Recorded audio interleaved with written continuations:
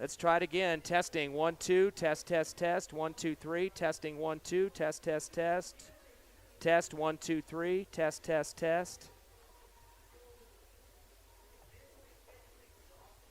Okay, I'm waiting for the delay. The intro just started. Wonderful.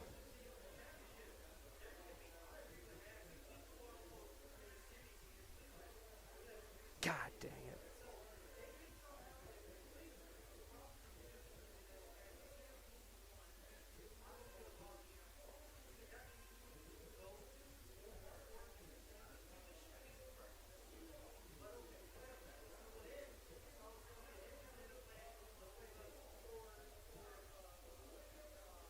Just add another minute.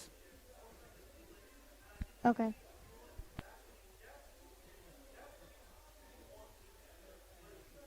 How high up is your stream volume, Ty? You mean the one I'm going back and forth with? I've got audio. I've got audio. You do? Oh, God, you had me scared. God, I was losing. I was ready to lose it. Do you still want the minute, or do you want to go? I'll take the minute extra. Or 30 seconds, whatever. Okay. Are you in the middle of it? Are we getting ready to go? Yeah, I'm in the middle of it. Okay, no, we'll go. I didn't know if you had started it. You're good. God, I'm glad that came up. I was ready to lose it. 20 seconds. Are you going to talk, right? Just keep a wide shot until we get going. You can talk with me for a few minutes. Do you have a decent shot to start with, just for right now? They're going to have looks like they're having a pregame show. Band. Okay, 3, 4, 3, 2, 1, go.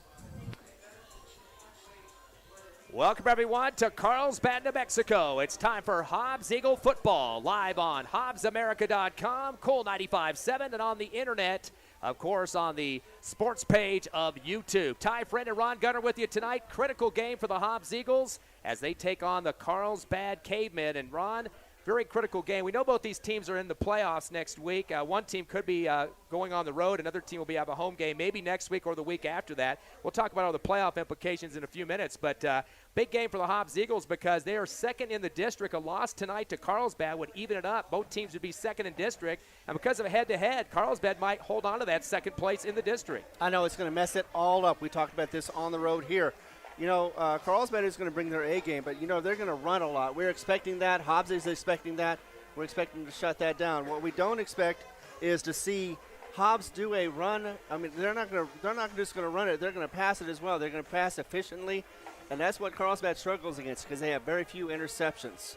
Yeah, the Hobbs Eagles, of course, very balanced offense, both over 2,000 yards in the rushing and passing games this year, which definitely puts a big plus in their side of this contest. You mentioned Carlsbad being a predominant running team. That's an understatement. I hate to say that to you, but it's pretty much about two backs that really take the ball up the field quite a bit. And their quarterback runs, too. Those three guys lead in rushing. What are they getting, about 2 or 3 passes completed a ball game? At least. You know, at the most, like last week they had 2 of 4, 25 yards. 14 was the longest. I mean, they do not go with the running. I mean, they go with the running game. They don't go with the passing game. So that is going to be an obvious stop for them. They did have quite a few yards last week, so Hobbs has just got to slow them down, make sure they don't get in the secondary, and you know what? Hobbs could easily walk away with this victory. Last week, of course, the Eagles thrashing the Oregon Mountain squad from Las Cruces, 48-6, the final in that one. Hobbs up 41-0 at the half, 20 in the first quarter, 21 in the second quarter, taking care of business in that one. In terms of the offense in that game, the Eagles with a bunch of passing, 314 yards. Again, Omar Argot, the guy that was the one getting it to his receivers, he had 18 of 23 passing in that contest, so definitely taking care of business, and a total of 5 touchdowns through the arm in that ball game. Looking at some of the receivers in there, the typical names we've seen all this season, Caden Trevino, 6 receptions, 148 yards. He had 2 of those touchdowns in that game. Jeremiah Hawkes, 4 catches for 77, 2 TDs as well.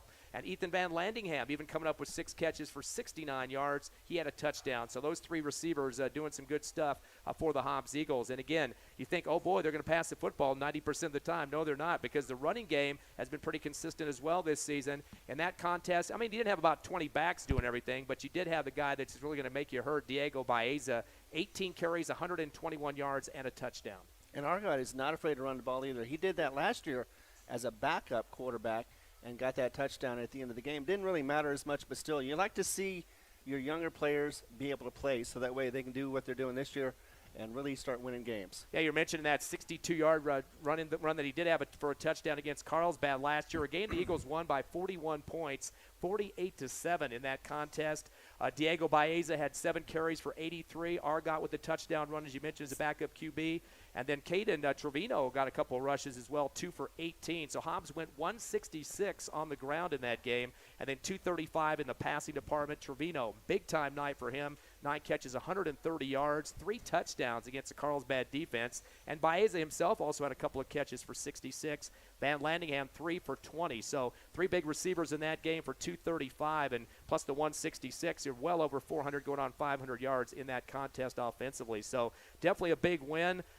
Hector Armendariz on the defense had 12 tackles. 6 of those were solos. And Kenyon Singleton, our big linebacker, had 11 tackles and 8 of those solos. So definitely doing a great job of reading the plays and getting after the football. Carlsbad, even though they did get beat that bad by the Eagles, did go into the first round of the playoffs and lost 49-17 to Volcano Vista. So they want to be the spoiler in this ball game. It's not going to knock the Eagles out of the playoffs, but if they lose tonight, they could get knocked out of a top 1 through 4 seed, which means they would have to play next week, and definitely at home, though. Exactly. Even though the fans would love to see them play, I'm sure they'd also like to see them have that bye week to prepare for whoever the next opponent is going to be. You know, this Carlsbad team, though, we have a balanced team, like you said, with the Hobbs Eagles. They can pass, they can run at will. Last time they played Centennial, Carlsbad had let them go 243 yards with 3 touchdowns, and that was just with Micaiah Gutierrez, as it was a blowout. And, of course, you know, we all know that ended up 44-7 with Carlsbad scoring at the very last minute before the game ended. Yeah, of course, Centennial been ranked in the top 2, 3 all the season. Definitely a tough opponent out of their district, the Eagles district, of course, and Carlsbad's as well. So this should be a pretty dandy football game. You're going to see a balanced offense for the Eagles. You're going to see a rushing game for the Carlsbad Cavemen. The question mark is, which defense is going to come to the forefront? I think this is one of the better defenses Hobbs has had in quite a few seasons. And you're right. And I think it's going to come down to who can make the fewest mistakes, as with most games. But this one's definitely going to be critical, because if you get Carlsbad in there enough, they're going to tire out your defense, especially with all those runs. And eventually one's going to pop out. Before you know it, Carlsbad's running up and down the field. And if you can't stop them, then you might have a long night. But I think that Hobbs is prepared, ready for this. And I think they're going to bring their A game, definitely. Lots of guys on defense doing the job last week against Oregon Mountain. They had 9 tackles for losses in that ball game, putting the squad down to the turf quite a bit in the backfield. Jordan Chisholm with a total of 6 tackles in that ball game. McPherson finished up with 8. Tristan Davis, the sophomore, had 7 himself, and Hernandez, also the junior, he had 8 him as well in terms of tackles. Not all for losses, but those guys really stepping up and helping out the Hobbs Eagle defense. So definitely going to have to see that against the running game. There's no question. Coach Stevens talking to his team all week about getting prepared for that, and how are you going to put the target on somebody out there. You know, of course, you take a look at the Carlsbad rushing attack. There's just so many weapons that they have from the backfield, but you know the numbers, so you know exactly who you're going to be dealing with. In fact, the one kid that's really going to be the big one is Eli Asay. He has 1,196 yards rushing this year out of the 2,526 that the Cavemen have had on the ground. They've only passed for 388 this season. That's a total of 20 passes complete through 9 games. So that should tell you where their bread and butter is in the run game. So we're going to get ready as we continue here in the pregame show. The Hobbs Eagles on the road at Carlsbad, last district regular game of the season, and we'll have it here live in just a few minutes. We'll come back in 2 on the Hobbs Eagle Network. You're clear. Thank you.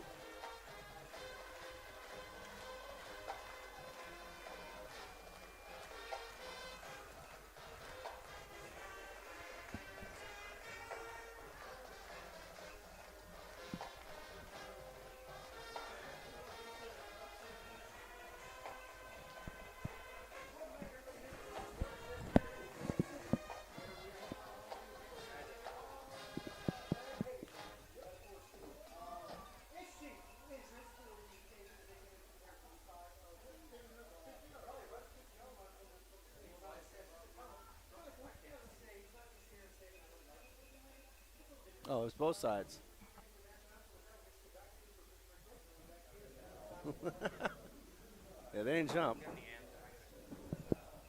Huh? Nothing. How much time there, Tiffany? They're going to get ready 1 minute. Yeah, they're going to start the anthem. I might do that about a 30 if you have 30s. That's what I thought they would do. Okay. Did you get any glare change on that? With the lights, did that change in glare? No, like I said, nothing.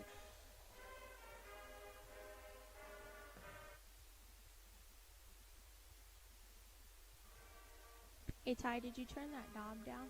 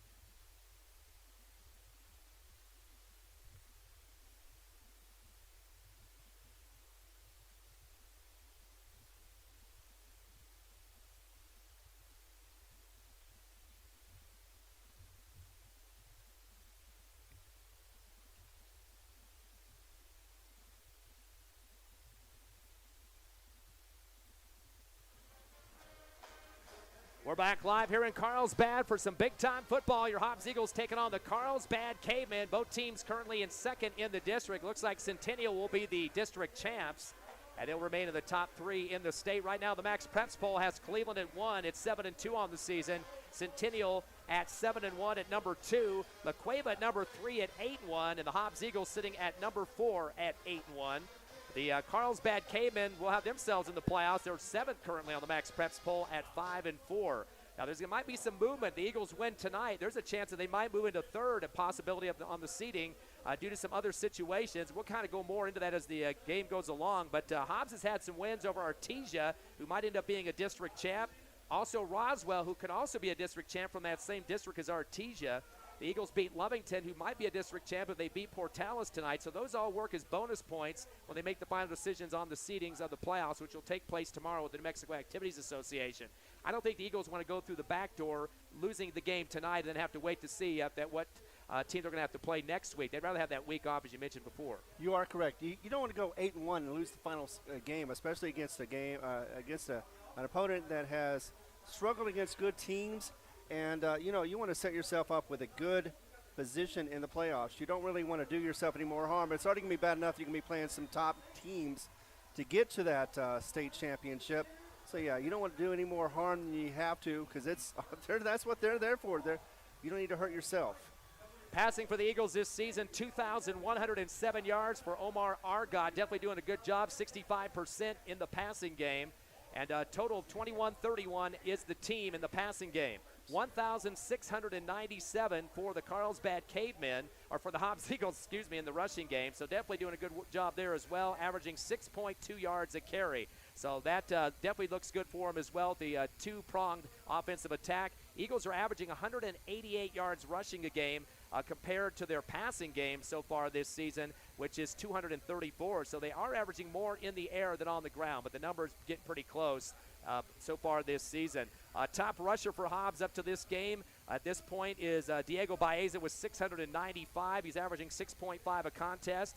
Argot, the quarterback, has the same average as him at 6.5 and 587 yards total. Those are the two go-ahead leaders in the rushing game. Receiving core, there's so many people involved with the pass receptions, but of course, Caden Trevino leading the pack, getting close to 1,000 yards at 977. He'll definitely break that mark tonight. He's averaging 18.8 per catch, so some pretty nice numbers there.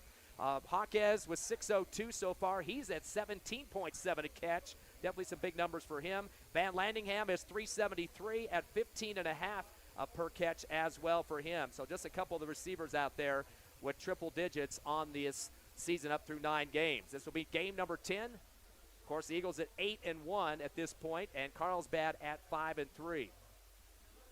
As we're getting ready for the kickoff, the blue squad out on the field with the white numbers and the gray helmets, the Carlsbad Cavemen.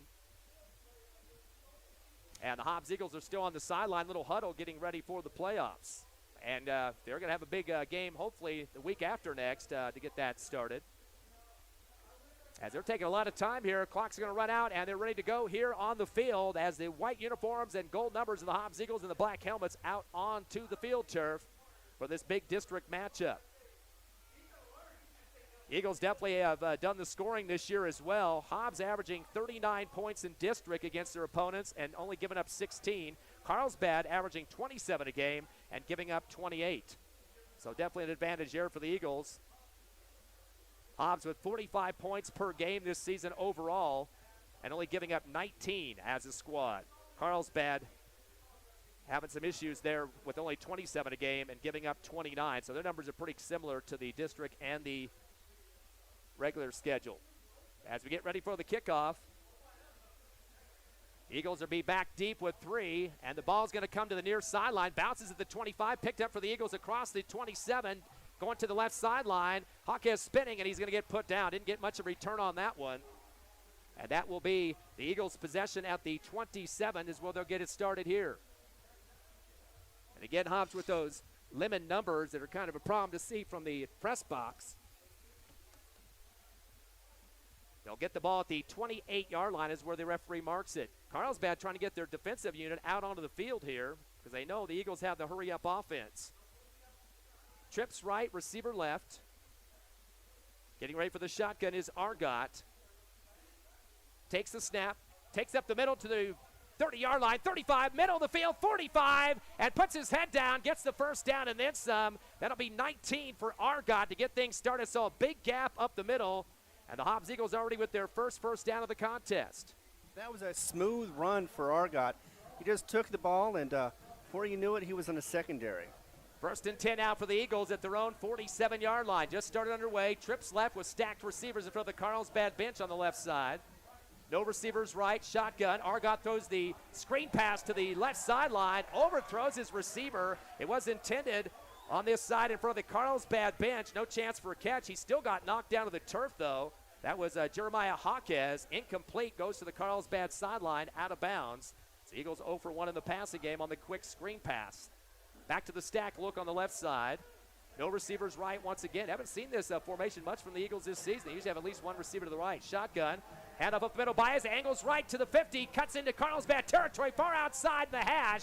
And is pulled down after picking up 7. First run of the ball game for Diego Baeza. Eagles with 2 carries for 26 yards so far. They're going to go ahead and give him 6 instead of 7 on the first carry for him. Bring up a 3rd down and a long 3 for the Eagles at the Carlsbad 47-yard line. Now they'll get a 2 receivers right and 2 on the left side. Eagles looking to the sideline. As looks like the coaching staff is going to wait a second here to see what they have open for the play. Finally get the call in. Twins on both sides once again. Argot ready to get the shotgun as a man in motion is Trevino.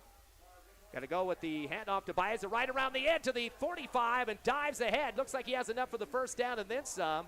That will be a 6-yard pickup for Baeza. 2 carries for 12 yards and the second Hobbs Eagle first down over on the right hash. Hobbs starting to move it into Carlsbad territory. They'll mark it at the 42.5-yard line.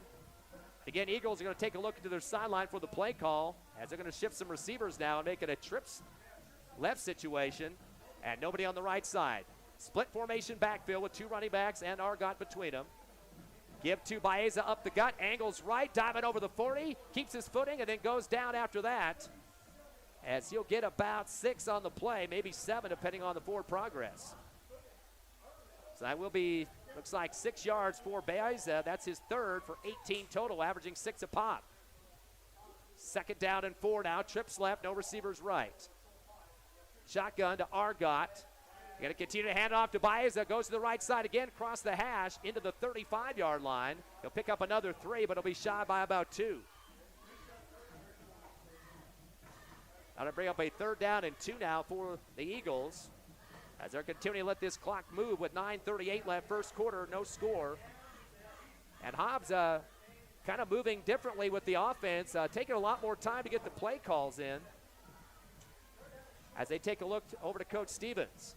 Receivers get the call. They move out to their positions, 2 left, 2 right. And Baez will be back with Argot in the backfield. Man in motion from right to left. Fake the handoff on the reverse, turns and fires a fade route to the right sideline over the shoulder, but it's incomplete as it bounces at the 5 with the Hobbs Eagle receiver at the 10. So well past Hawkes for the incomplete pass. The first long ball the Eagles have thrown here early in this first quarter, but they are 0 for 2 in the passing game through a screen and that fade route to the far sideline, and Carlsbad keeping up with them. They are, and so far, though, Hobbs is moving the ball down the field until that pass. Now it's 4th and 2. They're going to see if they can do another run, maybe get that first down and keep the ball moving. 4 carries so far for 20 yards for Baeza, so 5 each time he carries the football. Twins left and right, ready for the shotgun. Man in motion right to left with the reverse, and it's going to be given off to the left side of the 40 and brought down to the backfield. Looked like it might have been a face mask that time, but no call from the official. That'll be a 4-yard loss, and I believe that was that Van Landingham? I believe was that was Trevino, so he's going to lose 4 yards on the reverse coming from right to left. So that will be a turnover on downs to the Eagles, or to the Cavemen, as that will be maybe a late flag here. Let's wait and see. Officials haven't moved anything yet. Yes, that will be a face mask penalty, a late call from the sideline official here on the left. So that's going to be 15 yards marked off against Carlsbad. Saving grace there for the Eagles. That would not have been enough for the first down. In fact, it was going backwards. Exactly. You're right about that. In fact, if it wasn't for the face mask, the Carlsbad Cavemen would have been teeing it up and running the other way. 3 first downs for the Eagles. Little miscommunication now. Some receivers had to sprint out to the left side. Twins left and right. They're at the 25-yard line. Man in motion left to right. Van Landingham. Shotgun to Argot. Limited up to Baez up the middle. High steps over defender and gets over the 20-yard line on the hurdle. So he goes from the 24 down to the 18. A 6-yard pickup. Boy, he keeps getting those 6s. At least they're not 3 6s anymore. It's 4 6s. And 26 total for Baeza. 2nd down and 4. Twins left and right. Ball at the 20-yard line. On the left hash for the Eagles here in the first quarter, scoreless. Shotgun Argot by himself, 2-step drop. He's going to throw the flag route to the right corner near the end zone. Diving over the top, looks like a TD. Yes, it is. 18-yard touchdown pass. Little flag route to the right pylon. And just kind of flopping his body over the line for the touchdown is Trevino. 18 yards for him for the first score. That's the way to get things going on the first drive for the Eagles into the end zone. 6-0 Hobbs, 8:17 remaining here in Carlsbad. Final district regular season game as we wait the PAT. Thanks to a face mask, this touchdown is possible. And they look to the sidelines first. You hear Chacon ready for the snap. Good kick is up, and it's going to go inside the left upright. Good. 8:17 left, first quarter. Your Eagles have hit the scoreboard first, 7-0 over Carlsbad. Come back in 30 seconds live on Cool 95.7, HobbsAmerica.com, and on the YouTube Hobbs Sports page.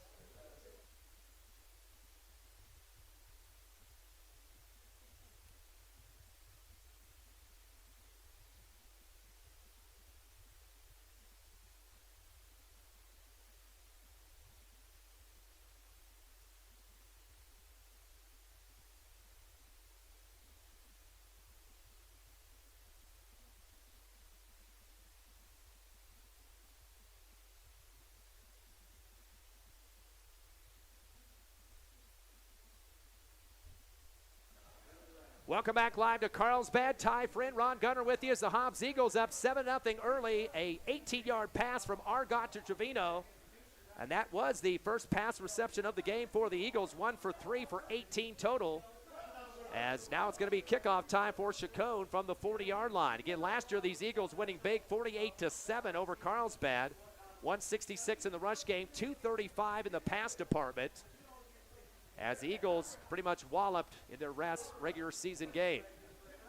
And ready for the kickoff now, as the Carlsbad Cavemen staying alive here in second place in the district along with the Eagles, both with just 1 loss. Coming at Centennial. Here's the long kick for Chacon. It'll be caught at the 22, bobbled on the ground, still loose, balls flying everywhere, and people diving for him. And it looks like Carlsbad is barely able to get a hold of it at the 22-yard line off the ricochet.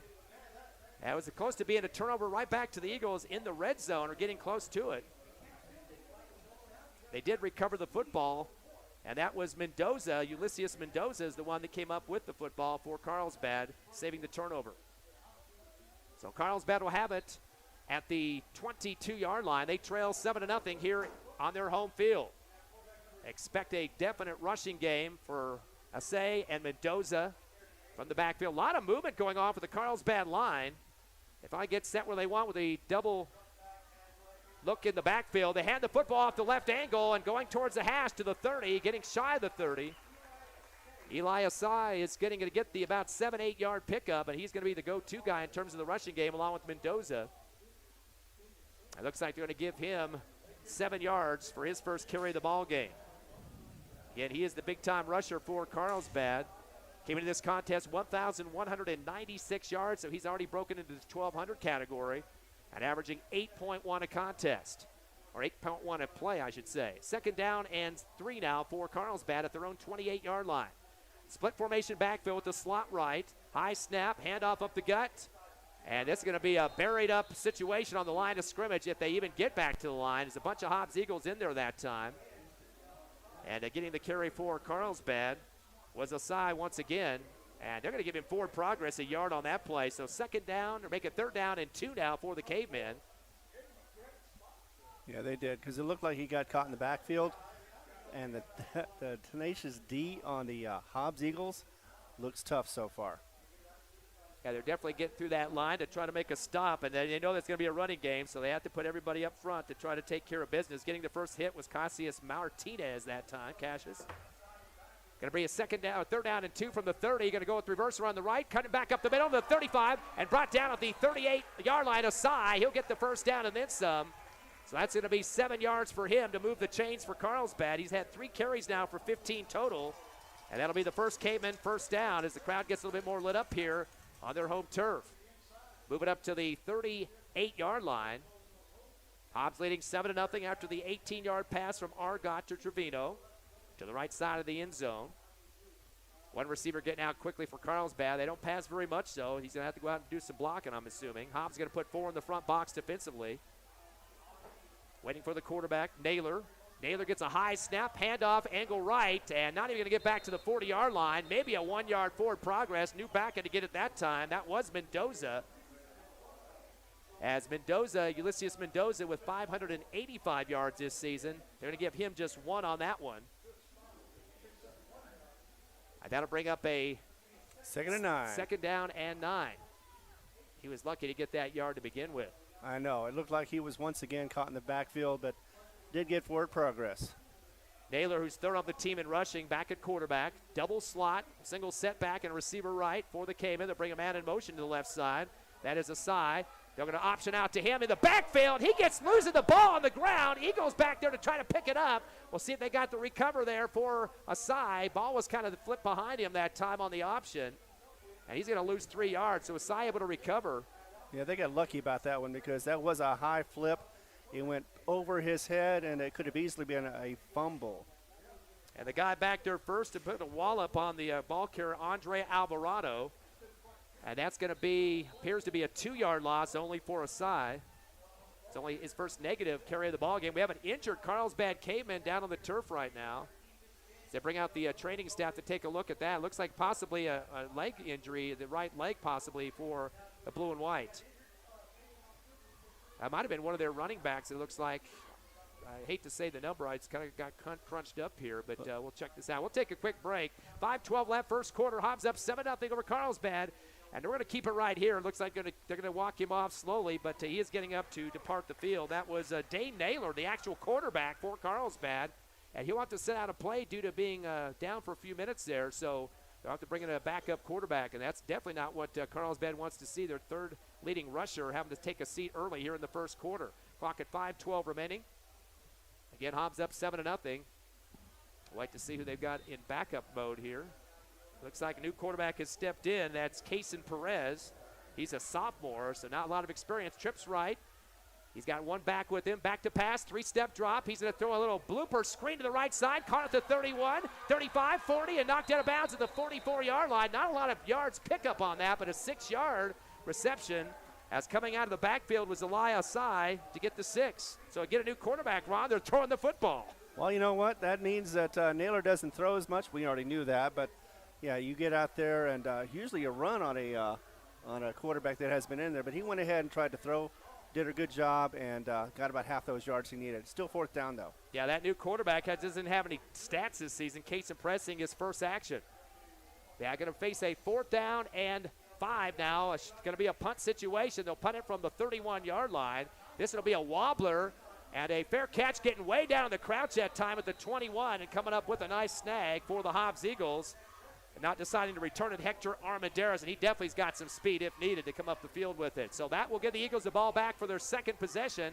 Defense holds strong, even though they did give up a pass play, but only for 6 yards. And Sai definitely was their go-to guy. 13 on the ground on 4 carries, 1-yard run for Mendoza. And it's Hobbs Eagle football now at their own 23-yard line, leading 7-0 here in the first quarter.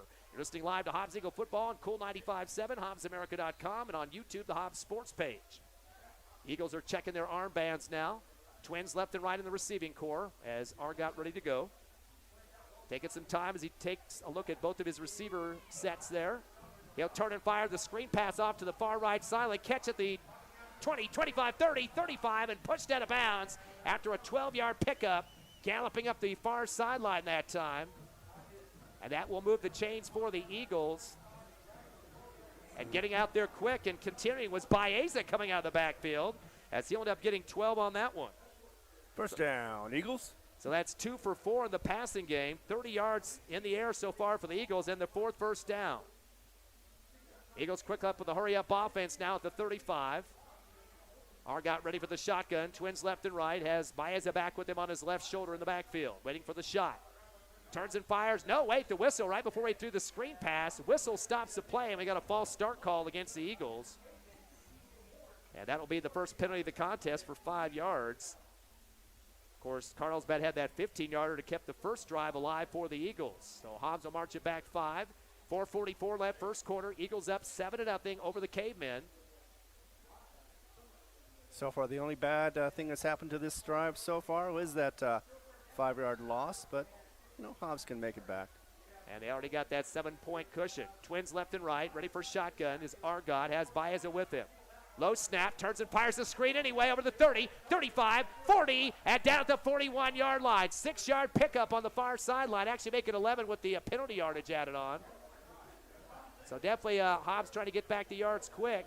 Guess who that is again? Baeza. Boy, he usually doesn't get a lot of chances out of the backfield for catches, but he gets 11 there. 2 catches for 23 yards. Eagles are now 3 of 5 in the passing game. Hurry up offense. A 2nd down and 4 now from their own 41, up 7-0 on the right hash. Shotgun for Argot. By himself, fakes it with a pump fake, throws the out route to the left sideline and overthrows his receiver at the 40 in Carlsbad territory. And after that play, kind of slapping the football was Van Landingham. He tasted that one, wanted to come back to him, but was unable to get the fishing pole out to reel it back in from the left sideline. Incomplete. Hobbs now 3 of 6 in the passing game. Clock to 4:10 as it stops because of the incomplete pass. Hobbs getting a little bit more time to set up their offense here. With a 3rd down and 4 now from the 41. Carlsbad does have a pretty big player, 6'6", 250, Tylen Gonzalez, a defensive end. Already signed a letter of intent with the University of Arizona. Definitely has some speed on the outside. He's very good speed for a big man.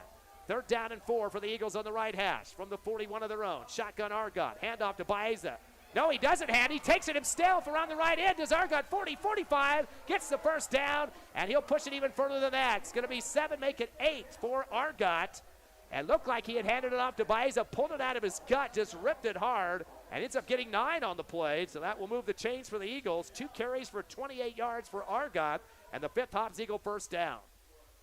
Mark it at the 50 midfield on the right hash for the Eagles. And they're running a lot of clock down with 3:50 left in the first. Twins left and right. Argot waiting for the shotgun back at the 45 of the Eagles. Comes out of the play call on the audible, looks over to Coach Stevens, and wants to reset the offense. Argot steps up, talks to the lineman. Keeps Baeza back behind him now.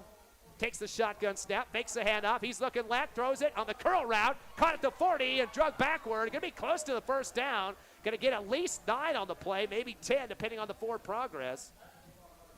And that will be Van Landingham ripping that one down. Let's see if they give him the first down or not. It's going to be very close if not.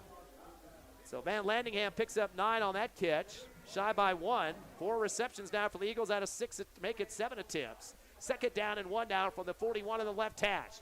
Man in motion, left to right.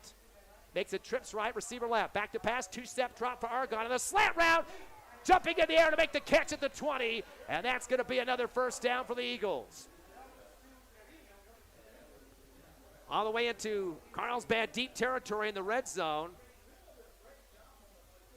And Trevino's the man that was jumping in the air, got the shot right at the numbers that time for the Eagles. And that's going to get you down to the 19, so a 22-yard play for Trevino. And that'll be a 6th first down for the Eagles. 2 catches for 40 yards for Trevino. Now at the 17-yard line, hand off to Baeza up the middle, gets a gap, breaks a tackle, another 10-5, touchdown Baeza. 18-yard rush for Baeza to the left side of the end zone as he went over 2 defenders to score. So the Eagles going to be up 13-0 after that one. Again, Hobbs starting to mix it up a little bit on the offense as Chacon will step out for the second PAT attempt in this ball game. 18-yard pass to start it off to Trevino for a touchdown. 18-yard run for Baeza for a touchdown. And now Chacon's kick is up, and it is good. 2:38 remaining here in the first. Hobbs up double, 14-0 over Carlsbad. We'll take a 30-second break and come back on the Hobbs Eagle Network.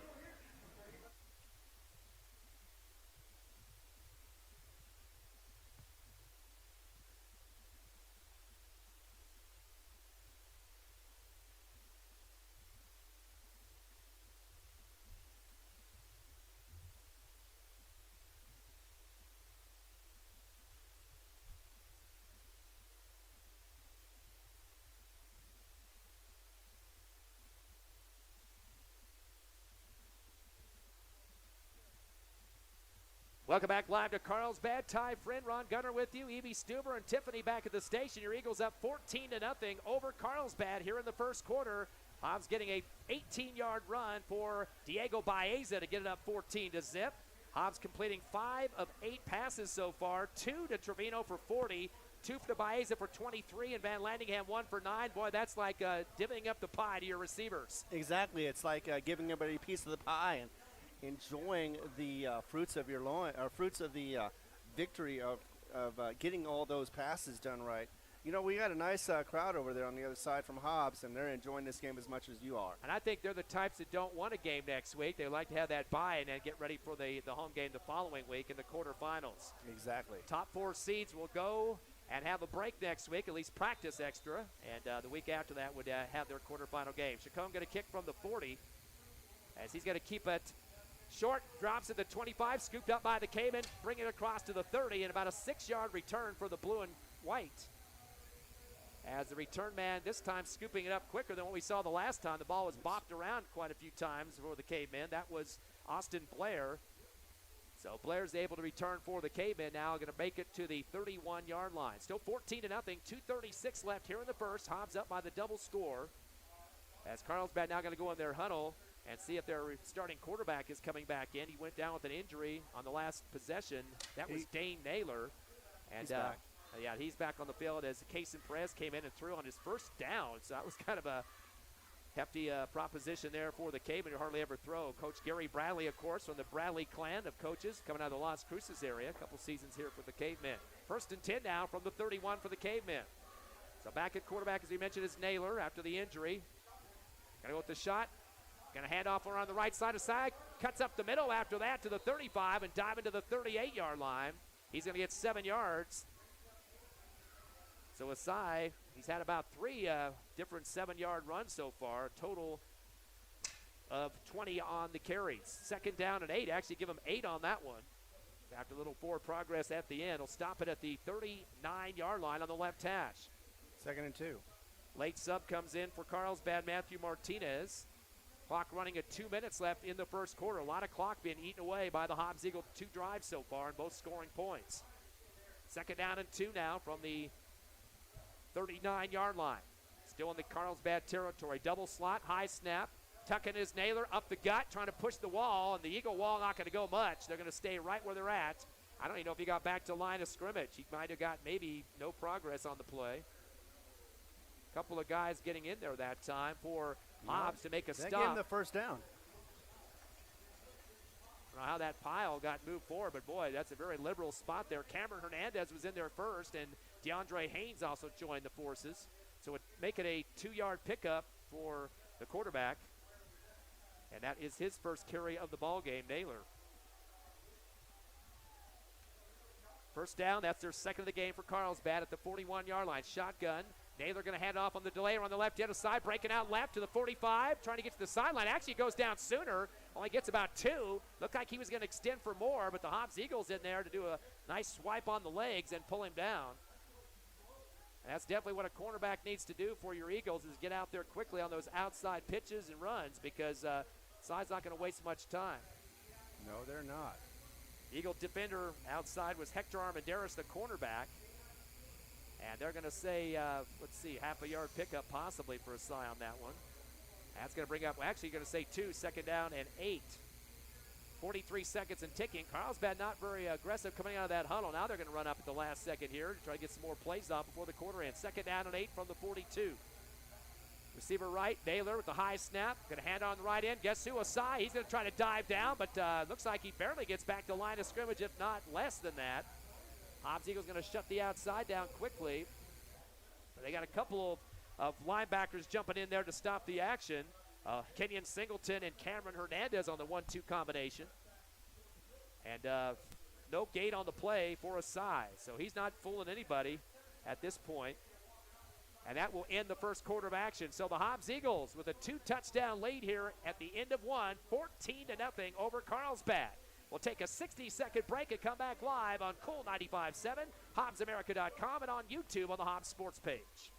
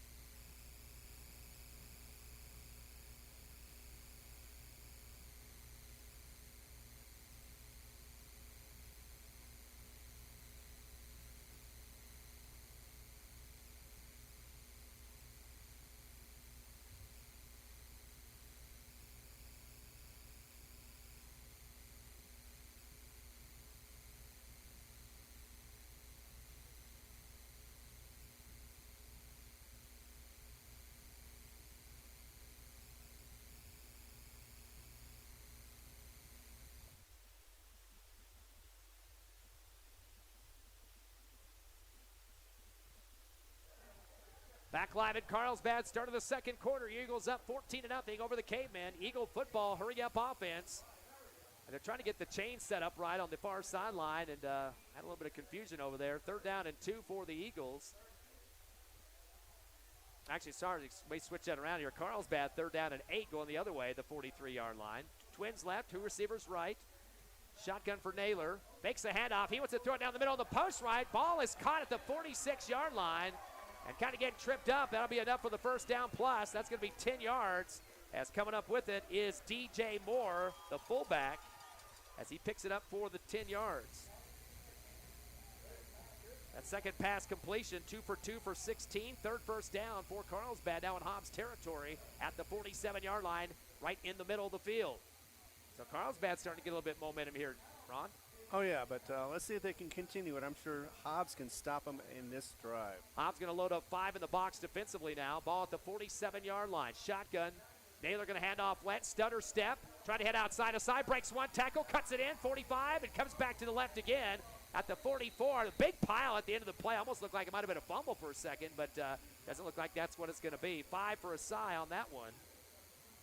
He has 28 yards so far on the ground at this point with 8 carries. And the Eagles are going to shut down that outside as quickly as they can. They got to make sure they wrap up, though, because that kid can slip away from you.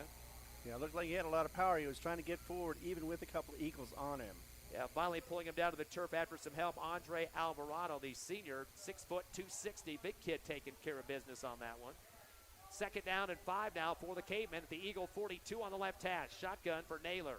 He's going to pitch right to Asai. Tries to cut back up the middle. Meets one defender and throws his body forward to the 40. He'll pick up another 2. A couple of people stepping up on that one. One guy from the side, Isaac Flanagan, coming from the cornerback spot. And Andre Alvarado once again helping out. Well, the third and short for the Carlsbad Cavemen. They need those to keep getting those first downs. They give Asai 3. He's got a total of 31 on the ground now. 4 total for the offense on the rushing game, and 16 in the passing department for Carlsbad. Clock running at 10:05 remaining. Very fast-moving first half so far for both teams. Got a double slot look for the Cavemen, a single receiver left and right, and shotgun for Naylor. He's going to bring a man in motion from behind Asai, hands off to the right side, tailback. He gets flipped up behind the line of scrimmage. Might have lost a yard, Kason Perez. And his knee goes down quickly behind the line. But he did get back to the line of scrimmage before being completely brought down. So it'll be 4th down and at least 2, maybe 3. Kenyon Singleton, the one with the tackle for the Eagles on that one, so maybe a gain of none on the play. As the Hobbs Eagles being very stout on a 4th down situation now defensively. So wait to see what's going to happen here. Carlsbad taking a lot of time in the huddle. They know they trail by 14 at this point. They can't let it start to slip away. Eagles got some ton of momentum with scores on first of their 2 drives as they break the huddle back up to line of scrimmage. They're appearing to go for it on 4, but we have to see if this is going to be a hard count to try to get an offside penalty. Receiver right, slot right, and there's a jump from the left side of the line for the Eagles. Did he not break the plane? Boy, the coaching staff for Carlsbad throwing their hands in the air. Coach Bradley and crew not happy about how long it took to stop the action. And it looks like they are going to call the penalty against Carlsbad for flinching on the right side. Hobbs Eagles had a player on the left side of their scrimmage jumping, but I guess he was drawn off. That's a 5-yard penalty and a critical one against Carlsbad, Ron. Yeah, instead of going for it on 4th down, now they're going to have to punt it, as they wanted to get a little bit closer to that end zone and maybe even score to make this a better ball game. 4th down and 8 now from the 45-yard line. Still in Hobbs territory. The low snap. The kick will get away for Carlsbad barely. And that ball's going to bounce at about the 12-yard line. Bounces off a Hobbs Eagle. What the heck were they doing around it? It was loose, and the Cavemen have come up with the recovery. No reason for anybody to be near it as it bounced near the far sideline about the 12-yard line. And the recovery man for the Carlsbad Cavemen, and running with the ball in his air like the Statue of Liberty now, Saul Ruiz. So Eagles, the major turnover. You cannot have mistakes like that when you're going to get the ball back for your 3rd possession. No, especially that close to the end zone for your opponent. No, you don't definitely want to make a bad decision about that. Coach Stevens, he's going to be furious about that one. Ball's going to be at the 12-yard line going towards the end zone. Carlsbad football on the right hash. They trail Hobbs 14-0 here in the 2nd. Dane Naylor back at shotgun, has a man to his left shoulder in the backfield and a receiver right. Gets the snap, fakes the handoff, wants to roll left, turns and fires, going to throw it over the shoulder towards the left corner of the end zone, and it's incomplete. And it's going to be a bobble job. I'm not sure if it quite got his hands or not on the fingertips of the receiver, but Hobbs playing some good pressure defense all the way to the end zone that time on the incompletion. Nice little battle going on there. The receiver that was intended for down the left corner over the shoulder throw from Naylor was Austin Blair, and the Hobbs Eagle cornerback defender, Derek Hall. Incomplete. Carlsbad now 2 for 3 for 16 yards in the air game. Yeah, and Hobbs wasn't fooled by that either. It looks like they were ready for that pass, even though Carlsbad has been known to run, and run again. Dane Naylor is going to get his backfield set. Split formation, 2 back there. Now one's going to come out. It's Asai going to move into the right slot and a receiver to the far left.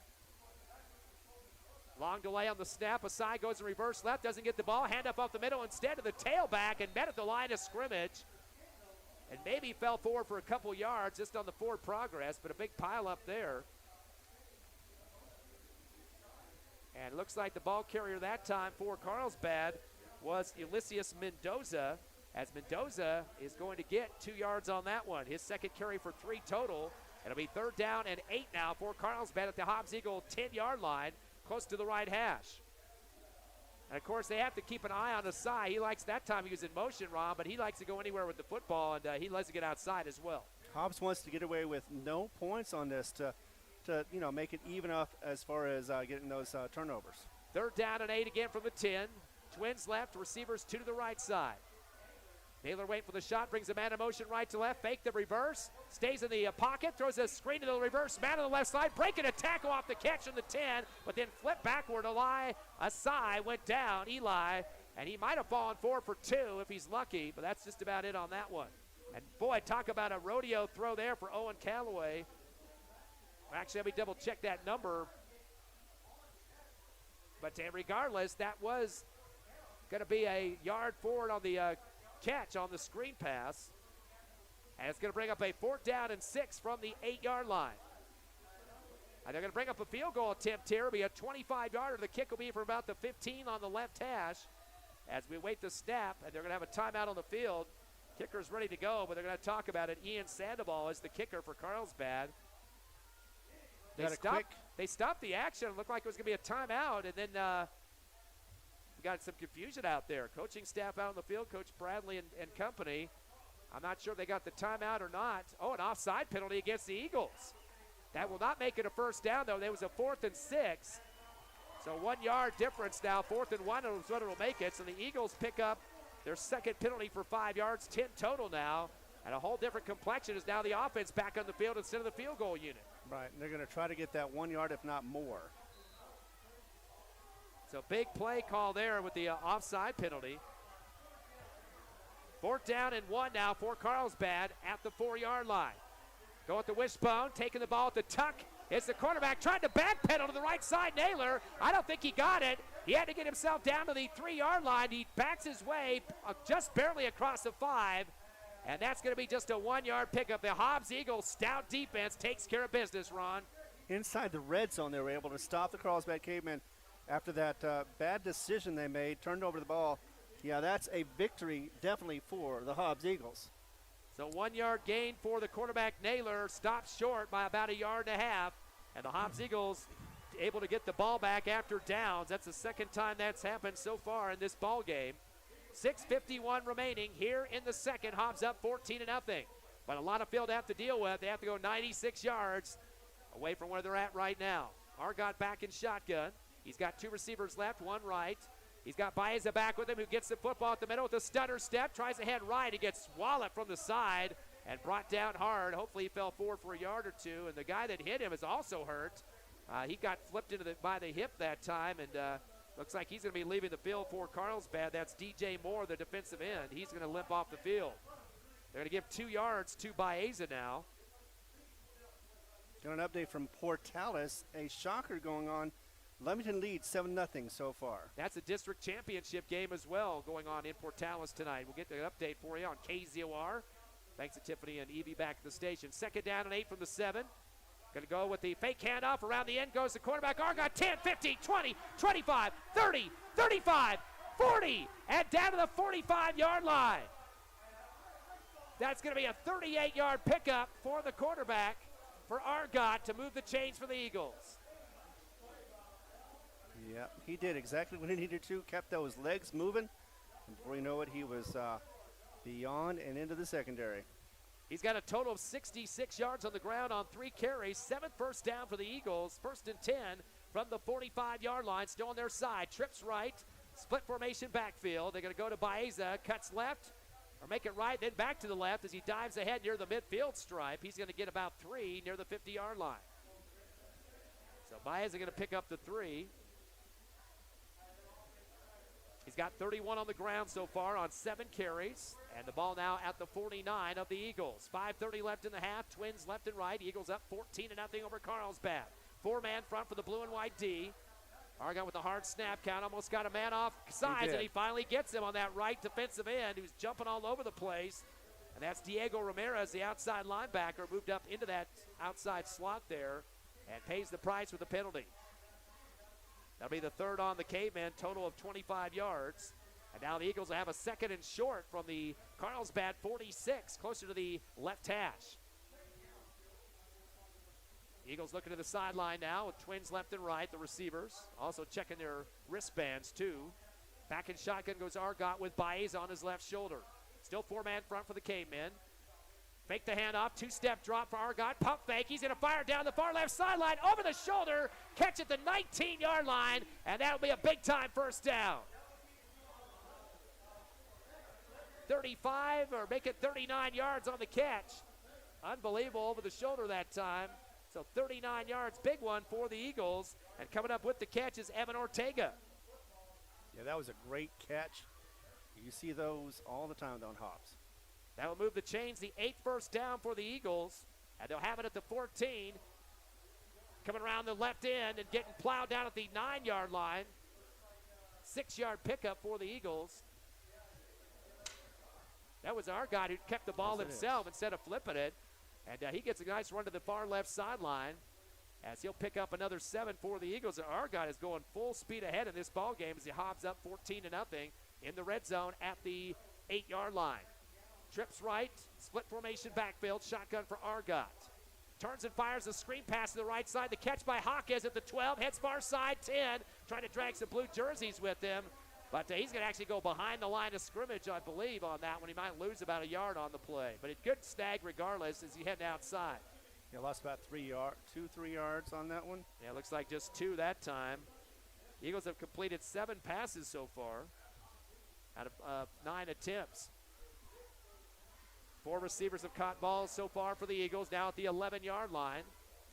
They got to get to the 6. So that'll be a 5-yarder that they need. Shotgun Argot by himself. Pump fake. Throws these over the corner route. In the end zone. Touchdown. Over the shoulder to the corner. Wide open. Waiting for it. An 11-yard reception for the TD.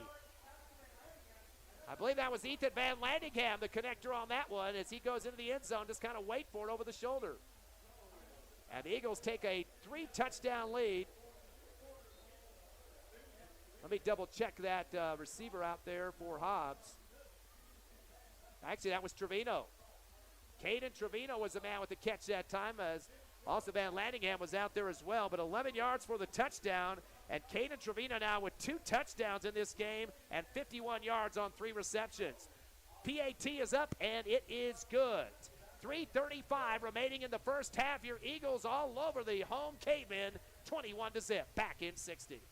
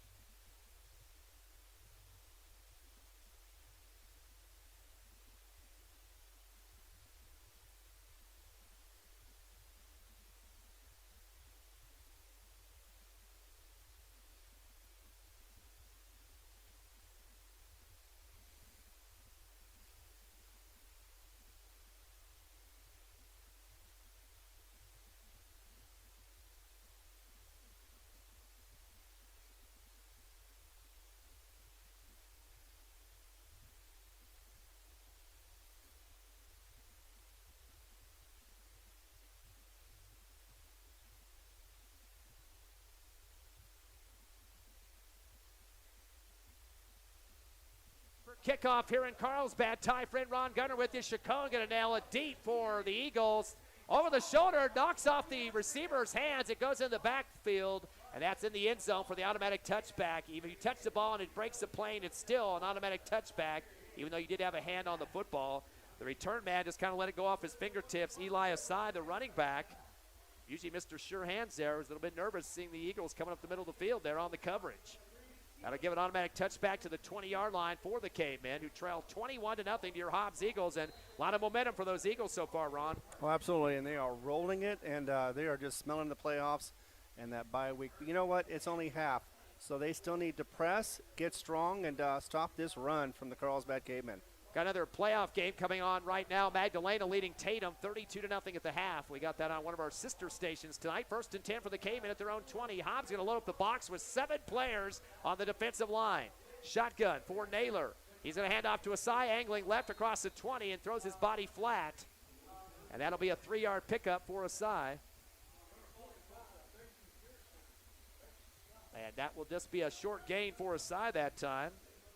Yeah, they just take it any way they can at this point. They're especially wanting to get a score with 3:17 left in this first half.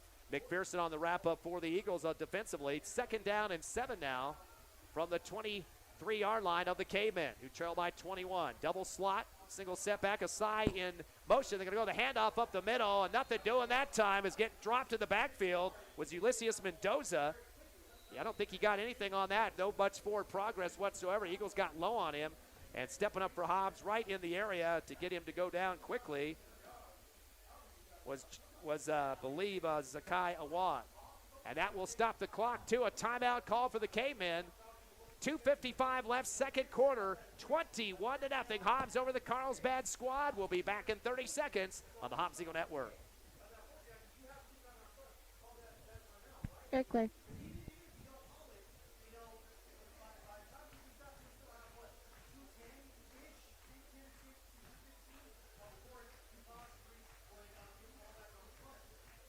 $15.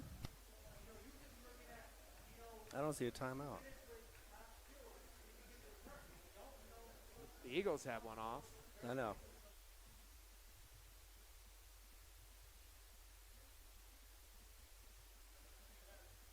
Back to live action here in Carlsbad. Ty Friend, Ron Gunner, Tiffany Stuber back at the station. Hobbs up 21-0 over the Cavemen after a timeout called, and they haven't taken off the scoreboard yet, only showing one timeout for the Eagles and 3 for the Cavemen. I don't think Hobbs would have stopped the clock helping out their foe at this point, but I think that was against Carlsbad.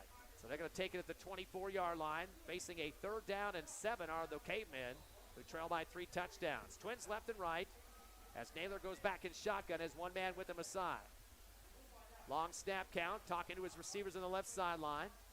Got 4 on the front for the Eagle D. 2-step drop. They'll throw the slant route, but receiver wasn't even ready for it. He was running up the far left sideline. That was Rene Ramos, the intended receiver. He was up blocking ahead on the Hobbs Eagle cornerback and didn't even know a ball was going to hit his ankle at that point. And I don't know what the heck happened there on the miscommunication. He was up against the Eagles' Nathan Cerceras, the cornerback, just blocking him and not coming back for the football. Incomplete pass for the Cavemen. We're now 3 of 5 in the passing game. 3 and out on this drive. Going to have to kick the ball and try to stop the Eagles from another score. Couple of punts now for the game and 2 turnover on downs. High snap. The kick is going to be a sidewinder barely from the 15-yard line. And it's going to take a big roll. The Eagles bobble it again. What the heck are they doing around the football? Boy, that ball has been blipping off the turf several times in this game. And the Eagles are getting in the area magnetically. They got to stay away from those. And for some reason, they do get the recovery, but it was lucky on that one. Boy, you don't want to shoot yourselves in the foot with 2:45 left in the half and give them the football back at midfield, Ron. Exactly. Even if it's only a 2-score difference, still that could be a game changer for the Carlsbad Cavemen. They could actually get some confidence and play better in the second half. Eagles go with the trips left, receiver right, 1st and 10 from their 43. You think they might want to add some insurance points here as Argott goes back in shotgun. Takes his time on the snap count. Good snap, turns and fires a screen route to the left side, cutting up on the left hash, 40, 45, 50, 52, or 48, should I say, into the Carlsbad territory. Nice extension on that after making the catch.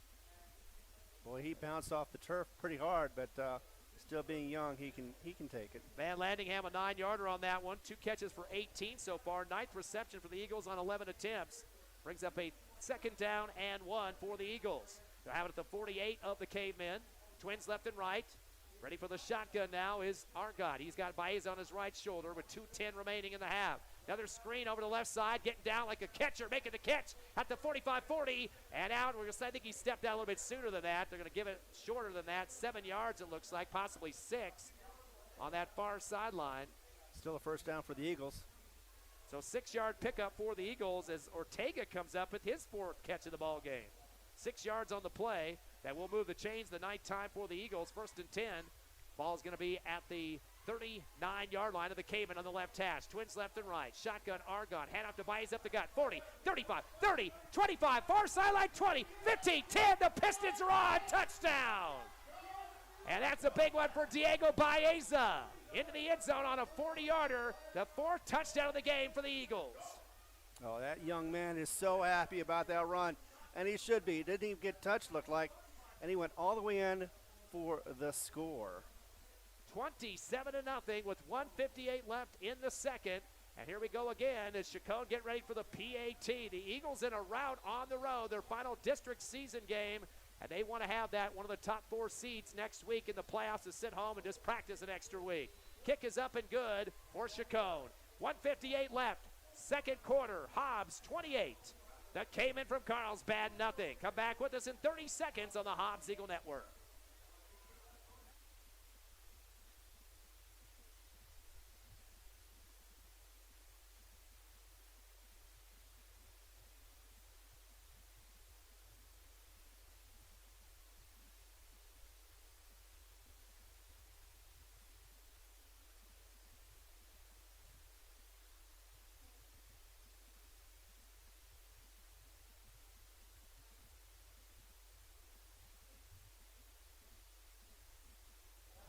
we're back live at Carlsbad as the Hobbs Eagles extend their lead to 28-0. And just a few minutes ago, we were kind of worried that we have a punt or a return punt, fumble, giving the ball back to Carlsbad. Hobbs recovered 2 of them, luckily, and not giving the ball back at midfield, which could have given Carlsbad a chance to score before the half. But right now, it's a rout. Exactly. We were concerned that it could be a closer game, but defense for the Hobbs Eagles showed up on this one, and we're able to stop them even with a 4th and short. We're able to stop the Carlsbad Cavemen for going, and this is their 4th score, their 4th kickoff. And, of course, Carlsbad's going to be getting the ball to start the 3rd quarter. But still, this is so far a rout. Good news, too. Lovington leading over Portales in their district championship, 14-0 on the road. That would help the Eagles in the playoffs as well. Long kick down to the goal line, rolls into the end zone. Eli Asai thought about returning it, but he said, nope, not going to mess with it, as it looked like it almost bounced off his ankle that time and went into the field turf. So that'll be an automatic touchback, and that's something that's been kind of jumping back and forth the last few weeks of the season. About before midway through the season, that we saw a lot of the short kicks for the Hobbs Eagles. We're starting to see Chacon really level them out all the way down the field towards the goal line, and it's taken a lot of time for returns if they even do get a chance to bring it back. Well, I think it's also simply because, if you don't have a return, you lessen the injuries, and they do not want to get injured right before they go into the playoffs. Both sides don't want to get injured. And that's going to be a 20-yard start for Carlsbad Cavemen. They've had 2 turnovers on downs, 2 punts. They're at the 20-yard line on the left hash. Shotgun is Naylor. He's going to give the handoff around the left end to Asai. Cuts back the middle, 20, 25, diving forward. He gets a 5-yard pickup unless his knee went down at 4. That might be the case. Waiting to see the mark here yet. Will be a 4-yarder for Asai. And so far, he's got 39 yards in the first half. The timeout will be called for the Cavemen. They're desperately trying to get some points on the scoreboard as they trail 28-0 with 1:47 left in the half. Now, if you're right now on the sideline, you're Coach Bradley with Carlsbad, what kind of play setup? Are you just going to keep going back to the well with Asai, or are you going to start throwing the ball down the field? I think you're going to switch it up between Asai and Naylor because those are the better runners of the two. You want to keep going and hitting those holes and trying to get a long run. But other than that, we've seen a couple of passes. One made it, but that was because of the backup quarterback. This one has had some struggles with it. Naylor has, and we don't expect him to improve anytime soon. So they're probably going to stick with the run, see if they can get those holes and start making some first downs and maybe even get a long run to get into the end zone. 39 yards for Asai so far in the running game. 3 of 5 in the passing department for 18 for Carlsbad's quarterback. You mentioned Naylor so far. That's going to be a big decision here for Coach Bradley. This team does not throw the football very often this season. In fact, it came into the game with just 388 on 20 completions out of 49 attempts, so 40% completion rate. Second down and 6 for the Cavemen at their own 24. Going to go with the handoff to Asai, angling right.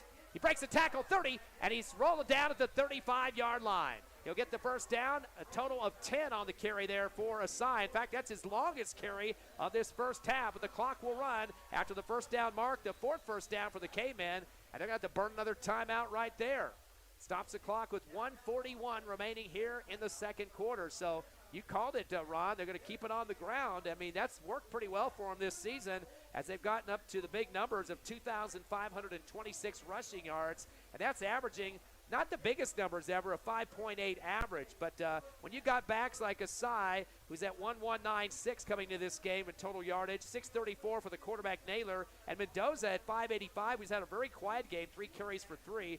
A lot of teams are kind of shaking their heads trying to figure out how to stop that 3-man wrecking crew in the backfield. Exactly, but you stick with what works. And for Carlsbad, that's what works. They run the ball. They're able to get some holes eventually. And, again, they wear out their defense enough to where they can get those bigger runs and start making some scores. Second quarter score, Texaco leading Eunice 22-20. We'll keep you updated on all the Lee County matchups. Hobbs going to play some D here with the first down and 10 from the 34. Fake the pitch, rolling left. Wanting to throw his Naylor up the left sideline. Off the shoulder pad of the receiver at the 41-yard line. Hearing some footsteps was Uriel Mendoza as the Hobbs Eagles came over there quickly and putting some scare into him. That was Jordan Chisholm in the area, the safety on the near sideline in front of the Carlsbad bench. That'll be a second down and 10 situation now for Carlsbad, and just not really used to the passing game, I don't think. No, it's like they don't even know how to use their hands to catch anymore.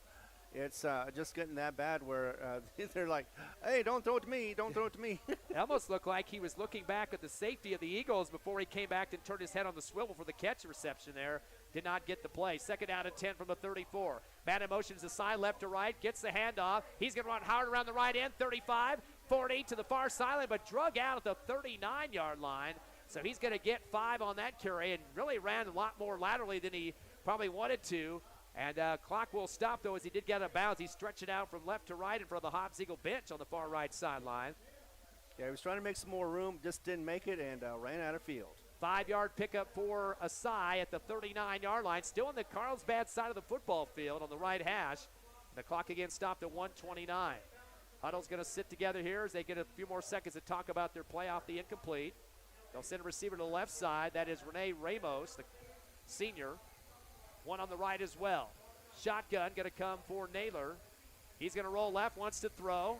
Shuffles to the left side, still to the sideline, going to throw it out of bounds, and gets outside the box that time. So that used to be a grounding penalty we'd have the last year, but that one is not intentional grounding as he was outside the box and just chucked it over the top of his Carlsbad bench on the left sideline. Even if it was intentional, which it kind of looked like, he was outside of the tackle box, so it wouldn't have been called. Yeah, and it looked like we could have caught that one up here in the press box. Just almost. about, but it looked so wobbly that I don't think even a coach could have caught that one.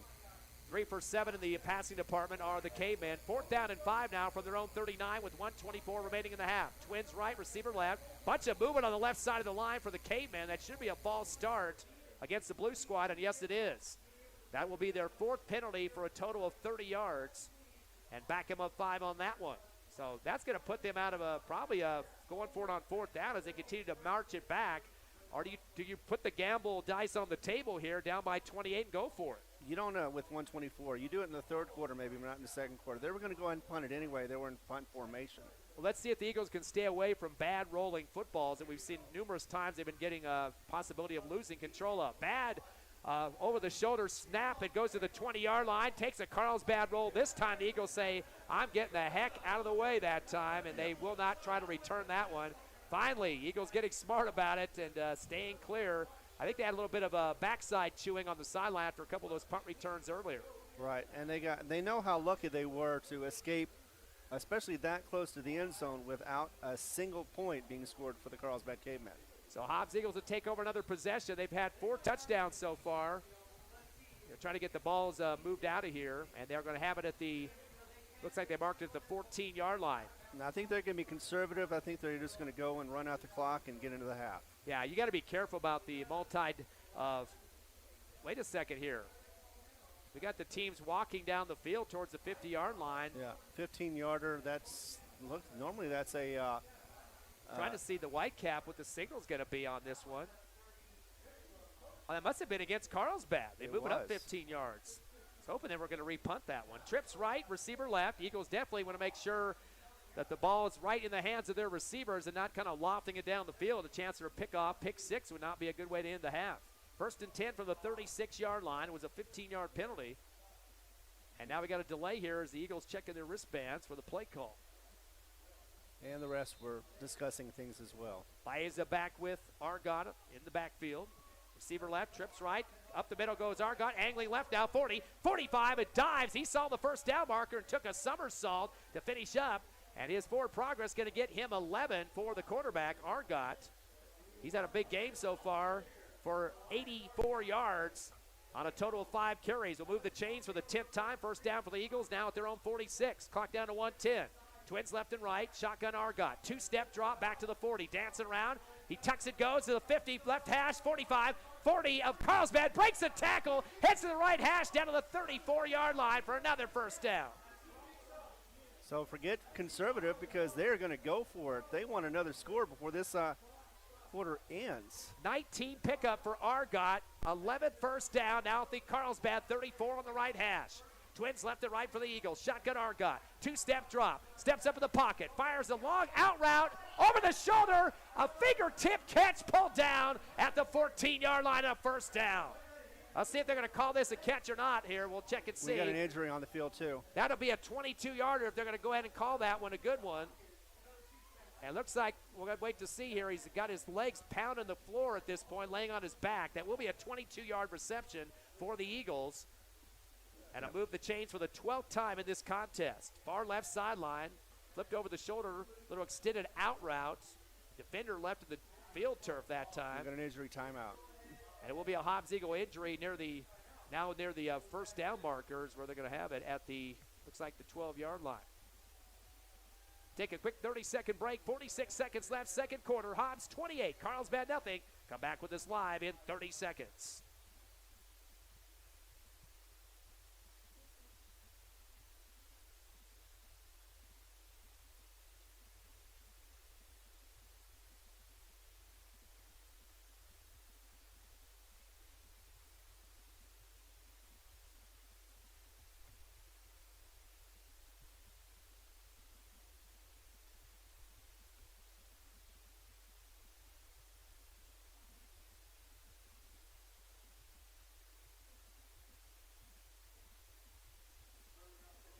.22-yard reception for the Eagles before the injury timeout. I believe that was Ethan Van Landingham.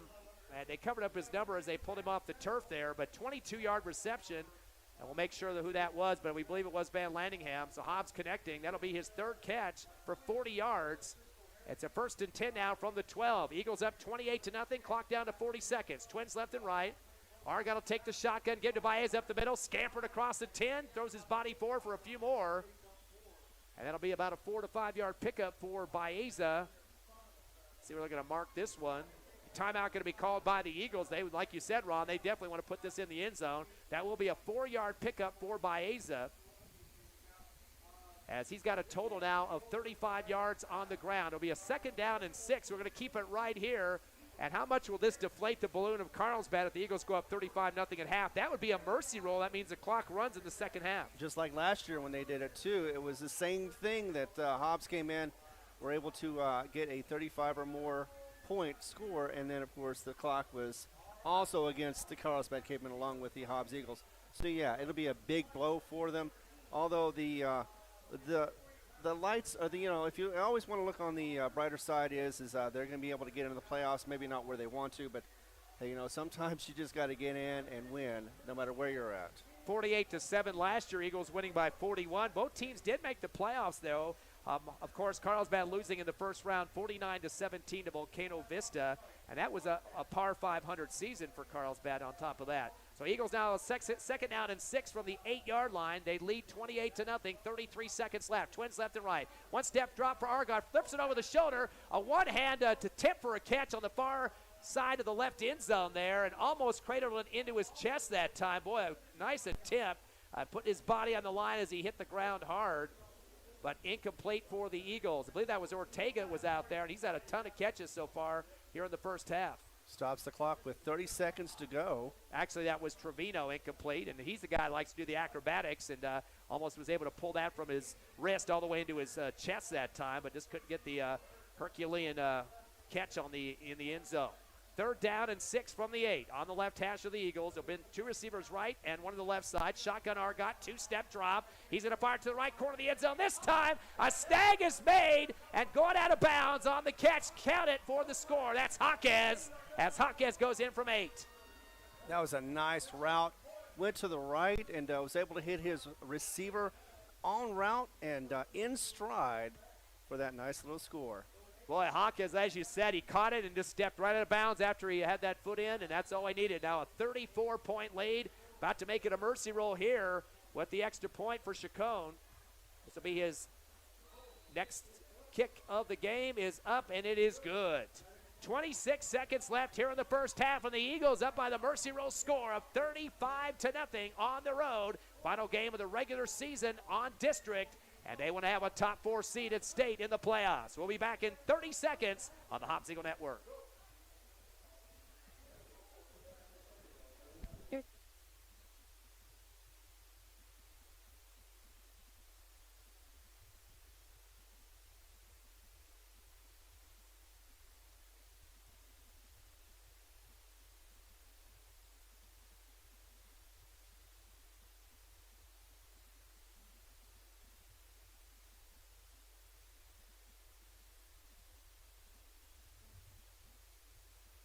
The rout continues here in Carlsbad. Ty friend Ron Gunner with you. The Eagles up 35-0. And let you be honest for a second, Ron. Did you think it would be this type of a score at halftime?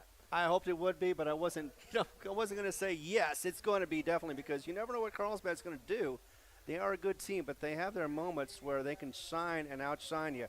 And Hobbs, they are good on both sides. So I was hoping they would be this way, and you know what?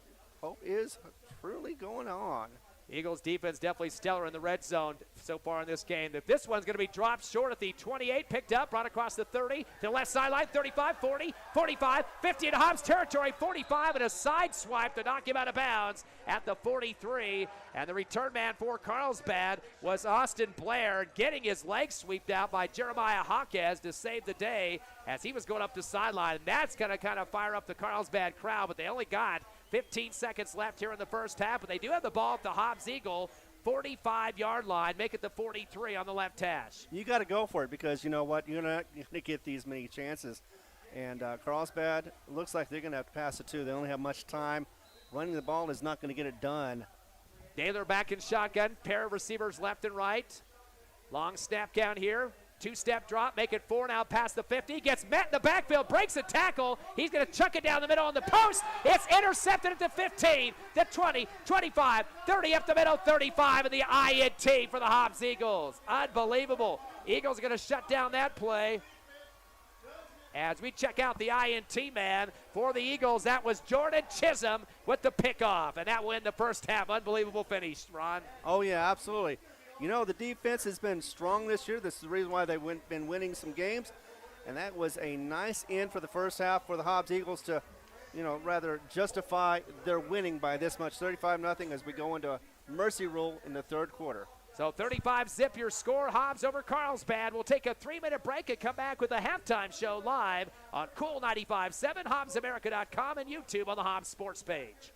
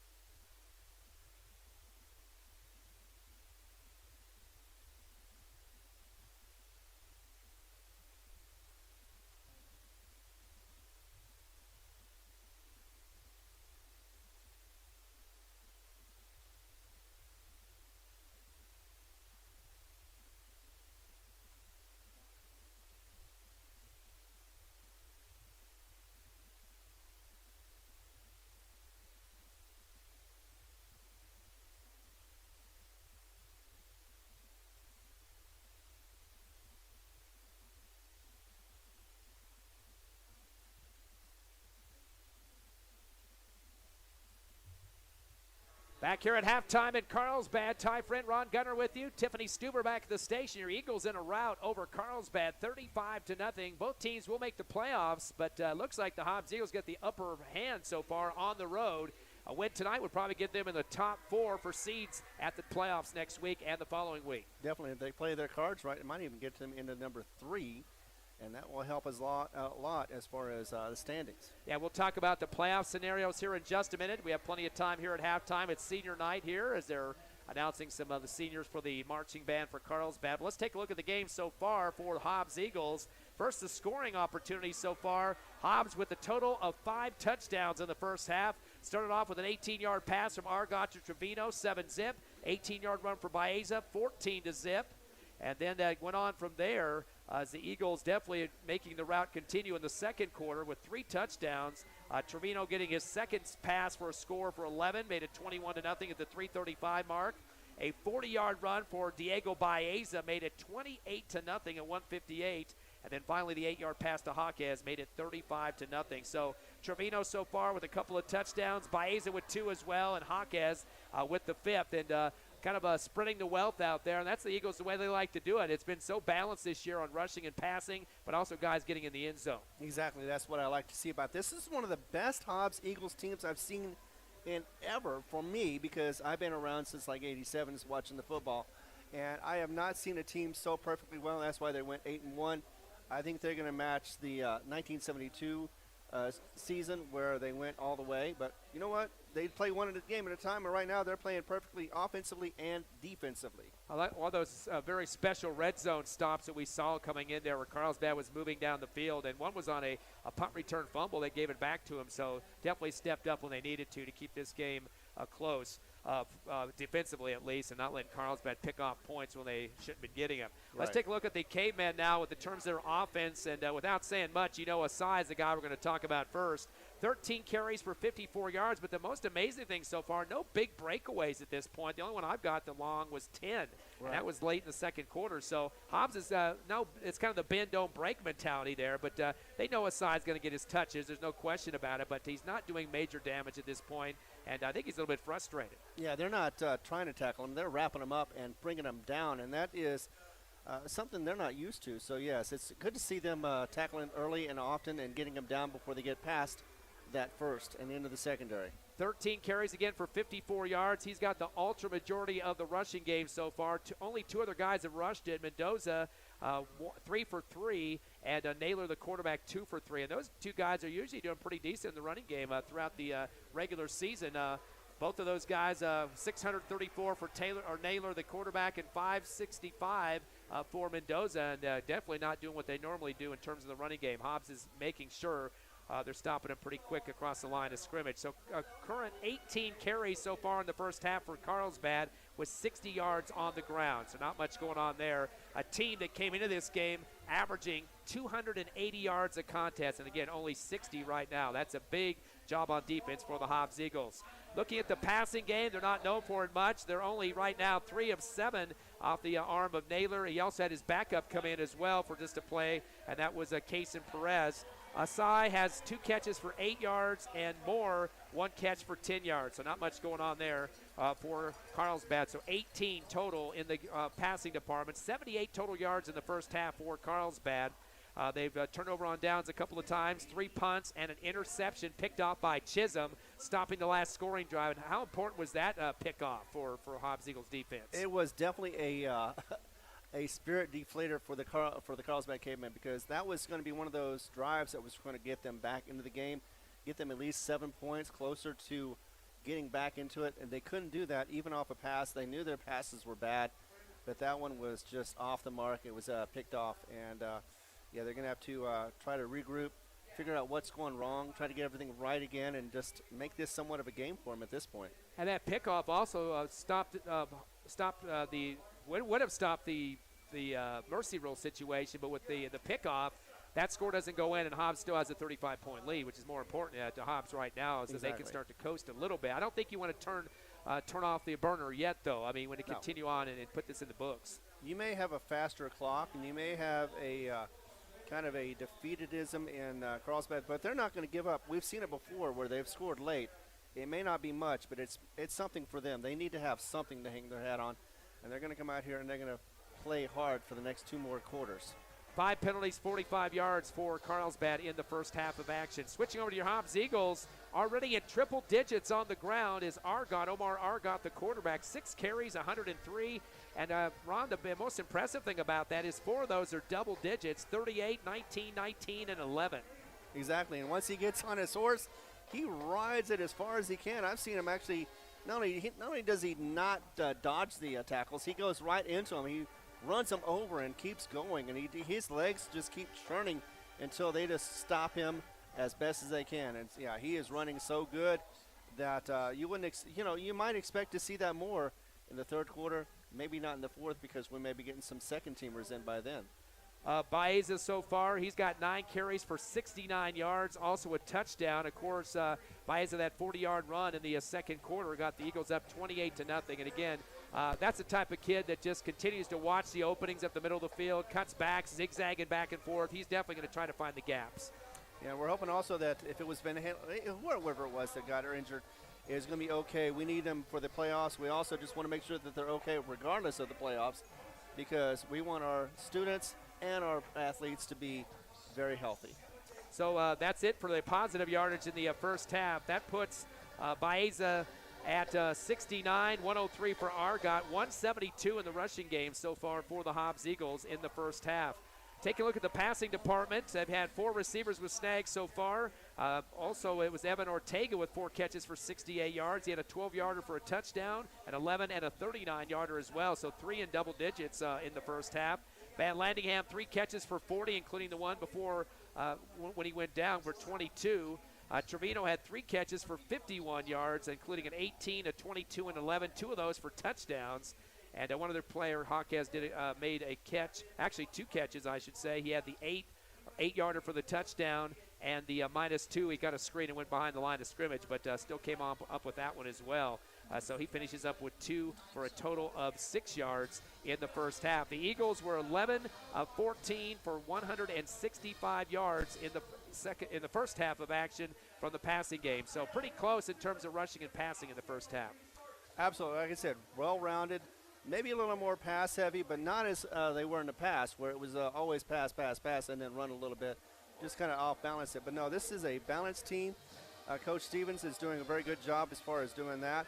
The defense is running on all cylinders, not making very many mistakes. And I told you in the beginning of the game, the team that makes the most mistakes, and even when you do make a mistake and you fix it, that's going to help. But the team with the most mistakes is definitely not going to win this game. As we take a look at the first downs, the Eagles have 12 total versus 4 for Carlsbad. Only 2 penalties total of 10 yards. And Eagles gave up on downs once and then fumbled a punt return for another giveaway. So only 1 turnover in the first half compared to 1 for Carlsbad. Your score at the half, Mercy Roll lead so far for your Eagles, 35-0 over Carlsbad. We'll come back in 3 minutes live on the Hobbs Eagle Network.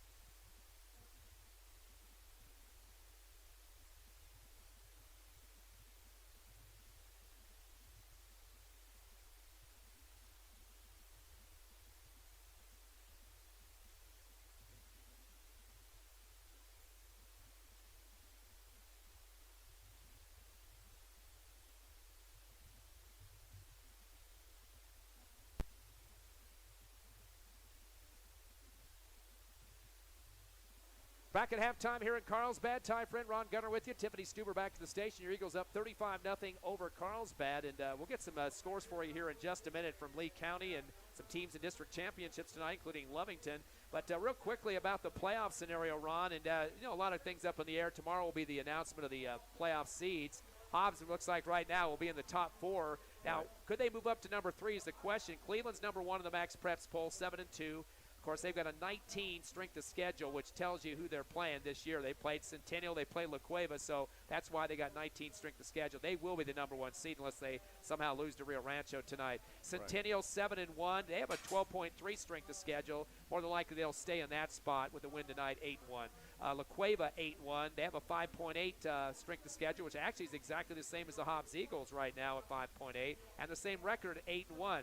Now, what we've been looking at over the last week is Hobbs winning over some district champs will help their cause with bonus points to get a higher seed. La Cueva's got a little bit of a disadvantage there. Hobbs beat Lovington. Lovington's playing for a district championship tonight. Last score we had was 14-0 with Portales. Lovington wins that one. That'll be a bonus point for the Eagles, no matter what division they're in. Also, Artesia. Artesia's 2-0 tonight. They're taking on Mayfield 0-2. If Artesia wins that one, they will be a district champ, and Hobbs has a win over them. There's another bonus point. Exactly. And then some other games to look at, too. Rio Rancho. If Rio Rancho were to upset Cleveland tonight, Hobbs beat Rio Rancho, and so that could possibly be kind of a stretch on that one, but that could possibly be another bonus point there. So those are some pretty good games there. I should also mention, too, kind of a backdoor route to another point would be Roswell. Roswell is 1-1 in that district. Artesia is 2-0. So if Artesia were to lose tonight, Roswell wins, they might get a chance for a championship, district championship. So we have wins against Artesia and Roswell, so that's a pretty good deal either way to pick up a point on that. Now, when I say point, not technically a point, but, again, advantage for the Hobbs team in terms of the seeding. So there's been discussion. I've been watching some different people speculating about that with the media up north, everywhere else. But La Cueva is the one we're trying to pick off at this point, both with 8-1 records and a 5.8 strength of schedule, Hobbs and La Cueva. Well, before we get into Lee County scores, I just got a quick score update for La Cueva versus Farmington, who is number 9. They're 5-4 and 3-0 also in the district. It is tied up at half, 14-0, thanks to Jason over here. So, yeah, it could be where we could go up to third. That may be the highest one we go to, but still. We haven't played either one of those teams, though. But I'm saying if La Cueva loses, then that will lessen their chances of going into third. They could slip down to fourth, maybe even fifth, depending on, of course, how all these points add up, too. So let's get into Lee County scores. Let's start off with the big one in Portales. And nobody saw this one coming if you were paying attention to at least the scores, or the records anyway. Yeah, definitely the records with 3 and 6. Yeah. But, yeah, Lovington is still up 14-0 at halftime against the Portales Rams. Meanwhile, in Magdalena, it has just been a slobber knocker for Magdalena as they're up 40-6 over Tatum. So virtually out of that one. And then we have another tie game up in Texaco. I know it's cold up there because the last time I went up there to do a game, it was chilly. It's 28-all, Eunice and Texaco. And these are a lot of playoff implication games, too, for seeding. So Eunice definitely wants to come up with a win there. You mentioned Portales Lovington. Was it Portales 8-1 on the season? They were 8-1, 3-0 in the district. And, yeah, they were looking to slide right in to 2-0. They were 2-0, but still undefeated in the district. They were looking really strong as far as their record. Of course, you know, Lovington was also facing a lot of 5 and 6 teams that were stronger than they were. They got beat by them, but I think they learned a lot apparently because they have gone undefeated in district, and it looks like if they're going to keep this up, they're going to beat Portales and maybe sneak away with a title. Yeah, of course, state champs from last year, but they played Hobbs and some other teams. Roswell, of course, Roswell had one loss against Hobbs, and they won all the rest of their games, so that's a pretty tough division up from Lovington, but we thought that pre-district schedule was going to be a benefit for Lovington when it came around, and it definitely has been.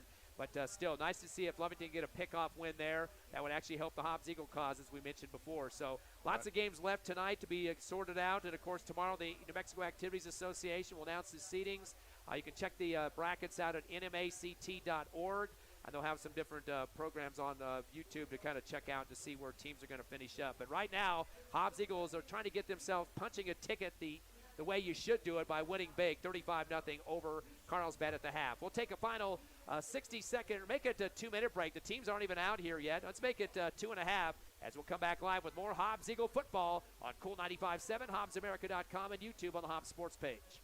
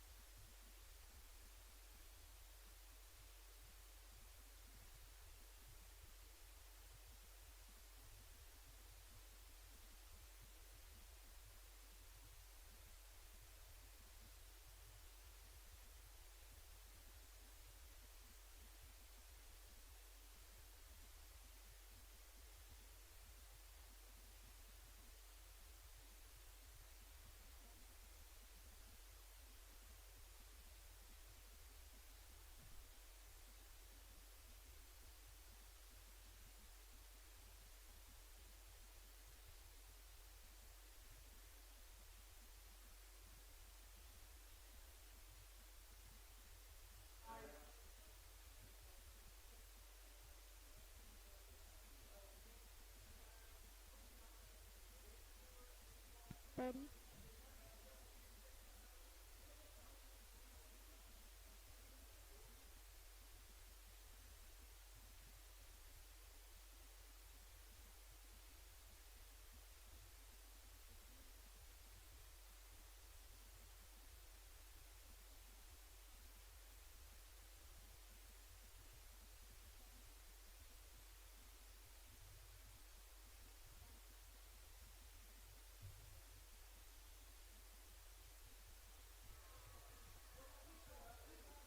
Ready for third quarter action here on HobbsAmerica.com, YouTube, the Hobbs Sports page, and Cool 95.7 as the Hobbs Eagles will kick off to start the second half, but they have a 35-0 lead over Carlsbad.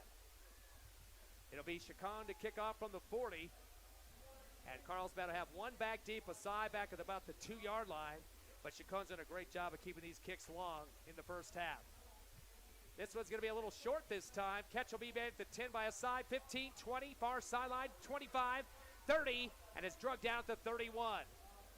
So it's a good field position for the Carlsbad Cavemen. But boy, Ron, it seems like he's the go-to guy. Play after play, special teams, the running game. He's got to be tired by the time this one's done. Yeah, but he's going to be happy tired because, you know, this is the final one, and, you know, they always say if you got to play, you got to leave it out there. You know, you can't take it with you. There's no give up. Once you got the season over with, there's nothing left to play for, so you might as well play for it all and get it over with, and then you can rest when the game's over. Well, you said happy tired. I don't know how you can be happy if you're down 35-0, though. Oh, you're talking about them. You're right. No, well, Again, they're happy to be out there and playing. First down and 10 from the 36. Back to the shotgun goes Naylor. Long snap count with the double slot. Bring a man in motion right to left. They're going to go the handoff up the middle to a side. Breaks through the wall. Gets across the 40. And he'll get up for about 5 yards. Moving the pile for the Cavemen. Again, he continues to get the handoffs up the gut. And stepping up for the Hobbs Eagles on the wrap-up from the front line was Cassius Martinez, the defensive tackle. As that will be a 5-yard pickup for Asai. He's got 59 yards in this ball game on 14 carries. Marked at the 41.5-yard line of the Cavemen, who trail 35-0 to the Eagles. 10:30 left here in the third quarter. Last game of the district schedule. One receiver left to right, slot right for the shotgun now for Naylor. Going with the handoff, angle right, and piling over the 45, getting close to the first down. It's going to be about a 5-yard pickup, and that was given off to Ulysses Mendoza. And they'll see if they're going to give him the 5 he needed for the first. Close at that. Still kind of waiting for the official mark, and they're going to go ahead and grant the first down, so that will be a 5-yard pickup and will be the 5th first down for the Cavemen. The crowd's getting kind of wild here as they would like to see their blue and white home team get into the end zone. Right. At least not give up. Keep going, keep fighting, and see what they can do to get a score. So first and 10 now from the Caveman 46-yard line. They came in with the same record as the Eagles in the district at 2-1, second behind Centennial, who will be one of the top 2 seeds in the state as of tomorrow. First and 10 now for the 46. Shotgun. Fake the handoff. No, they're going to give it to last second around the left end. Asai stutter steps, trying to head to the left slot and gets over there, gets a block and gets down hard as he'll get forward for about 2 yards on the forward progress. The Eagles not letting him shake and bake him with a little stagger step there. That's for certain. Not giving up anything. Carlsbad Cavemen have to fight for every single yard they get. Hector Armendariz coming in from the secondary to make the stop on that one for Asai, who gets 2. He's got 61 on the ground now. Second down and 8 from the 48 from the left hash. Double slot, man in motion's Asai. He's going to head back to the right, give the fake on the handoff, then right up the gut goes Naylor, the quarterback. He didn't waste much time on that fake as he put his head down and just took the block ahead up to the 46-yard line. So we're going to see where they're going to get that mark down there. Looks like it's going to be about 3rd and 2. Yes. So that's going to be a total of 6 on the carry for the quarterback. Naylor is 3 for 9 total on the rushing game, 3 a pop for the quarterback. 3rd down and 2 now at the 42-yard line. Into Hobbs Eagle territory for Carlsbad. Double slot, shotgun for Naylor. He's this time going to hand it off, coming around the right side and getting brought down. I'm not sure if he even got back to line of scrimmage. That was Ulysses Mendoza, and he met a host of Hobbs Eagles on that right end to flop him down to the floor. Give him a forward progress, it looks like, about a yard pickup. Yeah, but still short of the first down. Eagles met him head on from the left side by Cameron Hernandez, the outside linebacker. And he's going to get a 1-yard pickup, does Mendoza. He's got 4 carries for 10 yards now, does Mendoza, and a 4th down and about a 1.5 yards for the Cavemen at the Hobbs Eagle 46-yard line. A big play here, Ron, to see if the Hobbs Eagle defense can step up once again to stop a drive. I think they can. They've done it before. They can do it again. One man in the backfield along with Naylor. He's going to tuck and go around the left end. Cuts back up the middle, 40. Drags a guy with him on his ankle and gets out to the 37-yard line. That will be a big pickup for the first down.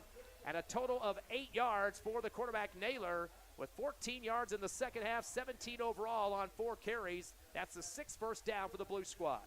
That was a good run for Naylor. Kind of glad we haven't seen this guy from the beginning of the game. Yeah, he was the 3rd leading rusher on this squad coming into the contest as the quarterback. First and 10 now from the Hobbs Eagle 37. Hobbs up 35-0 with 6:58 left, 3rd quarter. Going to reverser on the right end. Here goes Asai, 35-30, tries to cut it back out to the right hash and gets tripped up there as he picks up 8 yards on the carry. So not much faking out going on for Asai. Just gets the football and goes hard with it with a total now of 69 yards on 16 carries. 2nd down and 3 now for the Cavemen at the Eagle 30. So they're going to make it 7 yards instead of the 8 originally thought. Carlsbad taking some time in their huddle too, Ron. The clock's not to their advantage. It's 6:20 left here in the 3rd and down by 35. Well, they got to make the most of their time, and so they're taking their time, making sure they don't make any more mistakes. A score here would get the clock stopped at least on the out of bounds, which you want to have happen. Man in motion, Mendoza left to right, go with reverse left side. Here comes the side, cuts up the middle to the 25, and getting those legs wobbling just a bit to get around the last defender. And he's going to be, looks like, just enough for the first down on that one. They'll move the chains on a 3-yard pickup for Asai, and the 7th first down for the Cavemen. Longest drive for the Cavemen in this game. But once again, hasn't broke away the big scoring type of runs. His long has been 10 back in the second quarter. He had one for 8 back in the first. So no big breakaways for him. No, the Hobbs Eagles have definitely kept the runners at bay. Brings up the 1st and 10 now from the Eagle 26-yard line. Back in shotgun goes Naylor, has Asai behind him. He's going to do a little shuffle pass across the 20-yard line, angling left down to the 19. Actually, that was Mendoza that time that got the little shovel across the line of scrimmage, heading left. And he's going to get up for another 8 yards on that play. Looks like there's a flag back to the 24-yard line on the left hash. See, that's against Carlsbad. Looks like the Cavemen are marching backwards. So we're going to erase the play. Exactly. Holding penalty against Carlsbad. So Carlsbad now with 6 penalties for 55 yards here into the third quarter. And a clock stop at 5:19 just for the mark-off, and they'll get going again with the mercy roll underway. Hobbs up 35-0. Carlsbad still taking that time in the huddle. They'll break it, running up to the line. Eagles are not in their spots yet, have to scatter. First down and 17 now for the Cavemen at the Eagle 32. On the left, near the left hash. Naylor with a double slot, handoff up the middle is Mendoza, and he's met hard to the line of scrimmage and brought down. He does fall forward for a couple, maybe 2 on the play, but just by the body only on that forward progress. Because Hobbs is not letting him get that extra momentum across the line of scrimmage. And you got to thank the nice low shot there for the Hobbs Eagles up front by Humberto Cadena, the senior, to start it off there. Oh, yeah, that was a quick stop for the Hobbs Eagles. Barely made it to the line of scrimmage, maybe made a yard like you said. So they're going to go ahead and give that 1 yard, as you mentioned.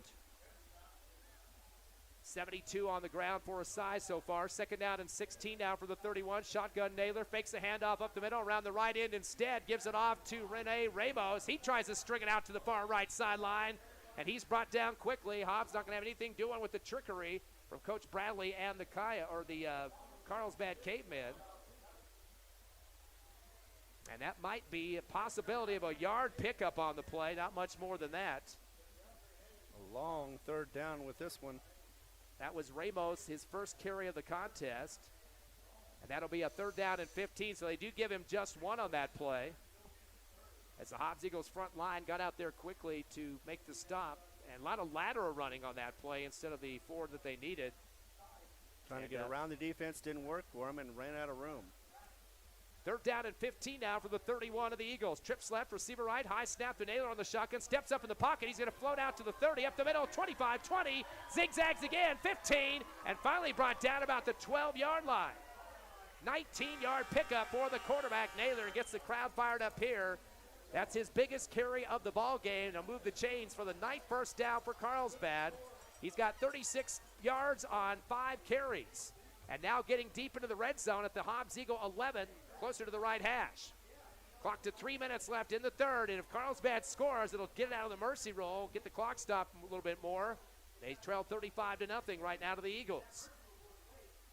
It looks like it's going to be the whole quarter for this drive. Double slot, shotgun now for Naylor, has 1 man behind him, that's Mendoza. Eagles got 6 in the box. Hand to Mendoza, goes to the right gap and tries to plow forward. He'll get a couple on that one. Looks like about 2. As the Hobbs Eagles come up quick and put a helmet down low to make the stop. About a 2-yard pickup that time, but a defensive by Cameron Hernandez, the linebacker. We're going to go ahead and give him 3 on the play. So Carlsbad can make the first down without making the touchdown. They don't have to do that. 6 carries for 12 yards now for Mendoza. 2nd down and 7 from the 8-yard line. Clock is definitely not an asset, though, for the Cavemen. 2:07 and ticking, as you mentioned. That drive for the Eagles really burned some clock there. Cavemen taking time with the shotgun. Go with the handoff to Mendoza, slicing up the middle, getting close to the 3-yard line as he puts his head down. And so that's going to be about another 5 to 6 yard pickup for Mendoza. And the size of not getting the ball in the last few handoffs here. 3rd down and 1 now for Carlsbad. They'll have it at the 2-yard line. So a big play coming up here for the Hobbs Eagle defense. Cavemen will send one receiver to the right, nobody to the left. They're making, now one to the left side. Double slot, shotgun, handoff up the middle to Mendoza. He gets pulled sideways, but thrown forward for about a yard. It looks like he's going to get it just by about a half a yard that time. As he'll get about a yard and a half, does Mendoza. So move the chains again for Carlsbad, their 10th first down. 18 yards now on 8 carries for Mendoza. 1:07 though with the clock ticking, and they're going to bring in a couple of subs for Carlsbad. And taking a lot of time to get those guys on the field. Clock gets underneath 1 minute left here in the 3rd quarter. Again, the Eagles up 35-0 as they converted on 2 Trevino touchdowns in the first half, 2 for Baeza and Hawkes with the final 8-yard touchdown reception. First down and goal now from the 1. Naylor get the handoff. Angle left is fumbled in the end zone. Goes to the back line and is out of bounds. And we're going to have to wait to see what they're going to call on this one as the Carlsbad staff wants a touchdown that he broke the plane, but no signal from the line judges on this. And, boy, this is a classic you call it type of situation. Looked like he fumbled forward and it rolled towards the back line. And we're still waiting. Yeah, they're going to call the touchdown. Wow. They're going to say he broke the plane, did Mendoza, and scores the TD. I was watching that. It looked like he dropped the ball or never actually had the ball before he crossed the line. So either way. It looked like he actually kicked it forward is how it got so fast through the end zone. It rolled on the ground towards the back line. Eagles tried to save it. Oh, they got a penalty marker on the play here. A false start called against the Cavemen. And, boy, no replay on that one. I'm sure that would have told a very definite story. Exactly, and I think that was the reason why Carlsbad just wanted to get it over with, because if you look at it again, there was possibility that was not a complete touchdown. Yeah, well, they don't have replays, so it doesn't matter anyway. But the way they acted. Yeah, 1 yard run for Carlsbad. They're going to go ahead and give Mendoza the TD on that one. Controversial at that. 25-yard PAT now off the false start. The kick is up, and the kick is inside the left upright and good. So it's going to be underneath the mercy rule now. 35-7 though. Hobbs with a comfortable cushion at 28, but 31 seconds left in the 3rd quarter. That just went by like a whiz. We'll take a 30-second break and come back live on the Hobbs Eagle Network.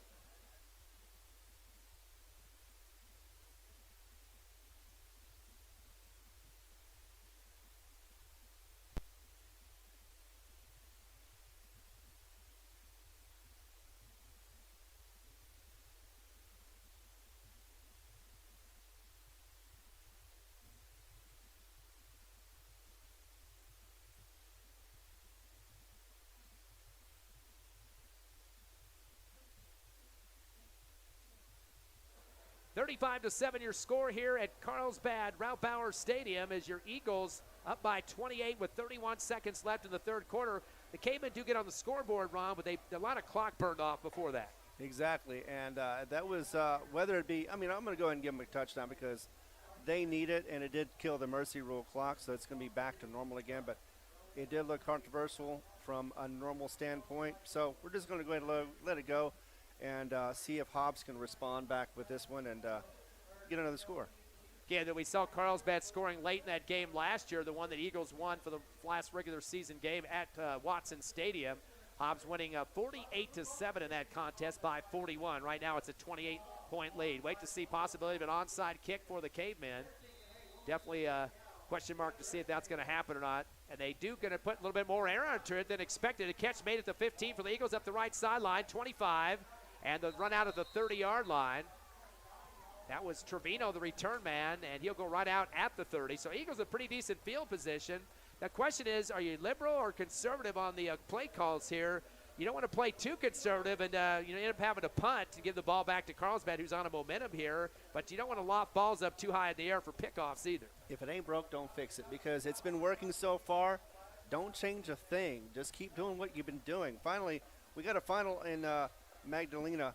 It's Magdalena 54, Tatum 6. And that means the Coyotes are out of the playoffs, unfortunately. 1st and 10 from the 30. Go with the handoff. Baeza leaping over with the hurdle action, heading left. And he's going to get out to the 34-yard line after a 4-yard pickup. So Baeza getting a little bit of a bunny hop going on there as he picks up the 4. Clock should be expiring here in the third quarter. They're going to go ahead and give Baeza 3.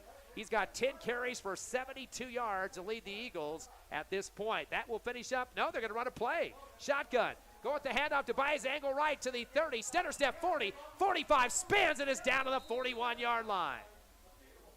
And that's going to be a total of 9 yards for Baeza to move the chains once again for the Eagles. And that'll be the 13th first down for Hobbs here in the ball game, and a total of 81 on the ground for Baeza on 11 carries. That will end the third quarter clock. Your Eagles up big, 35-7 over Carlsbad. We'll take a quick breather, and more Hobbs Eagle action returns in 60 seconds.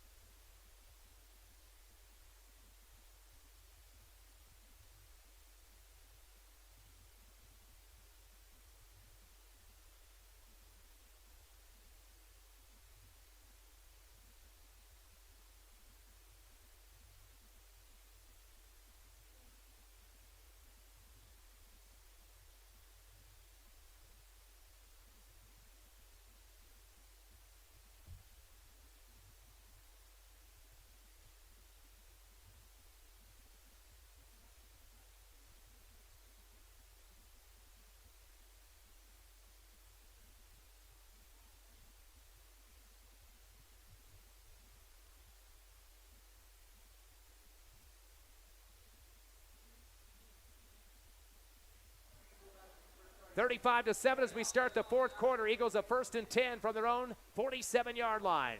They go with the single slot left, handoff to Baeza. He heads to the right side of the sideline and tries to get down close to the 50, and he'll just barely miss it by maybe a face mask as he gets up. No, they're going to put the point of the football on the 50-yard line. That will be a 3-yard pickup for Baeza. He's got a total of 88 yards on 12 carries, and that'll bring up a 2nd down and 7 from the 50. Hobbs up by 28. Argon will hand off to Baeza up the gap, heads right to the hash again, across into Carlsbad territory, and flattens his body out as he picks up another 4. So 4 runs so far in the second half for Baeza. He's got 23 yards in the second and 92 overall. Brings up a 3rd down and 3 now for the Eagles at the 41-yard line of the Cavemen. It is under the mercy rule. It was 35 just seconds ago. Now to a 28 lead. Twins right, receiver left. Back in shotgun goes Argot with Baeza. Slot left as well. Turns and fires a screen pass. Caught at the 48. Cut up the far sideline. That'll be a 1st down reception. And you'll get about 6-7 yards on that catch on the far sideline after the 7 total. So Hawkes will pick up the 7 for the Eagles. He's got 3 catches for 13 yards. Eagles are now 13 of 16 in the passing game. And that will be the 14th first down for Hobbs at the 41-yard line on the right hash. Clock to 10:45 and ticking.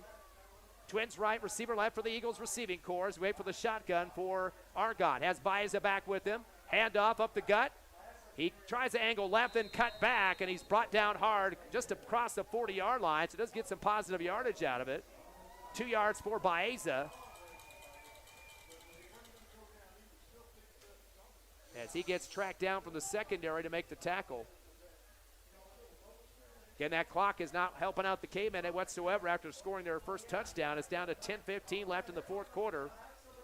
And a 2nd down and 8 now from the 39 of the Cavemen. Middle of the field. Single slot left, receiver in motion right to left. That's Trevino. Fake the handoff on the reverse, give it across to right side to Baeza. Breaks the tackle, keeps the Pistons going low on the ground, and continues across the 35 down to the 33-yard line. Needed to get to about the 32, so he might be shy. It'll be an 8-yard pickup for Baeza. More like a 7-yard. It'd be 3rd and short. 33 yards in the second half for Baeza.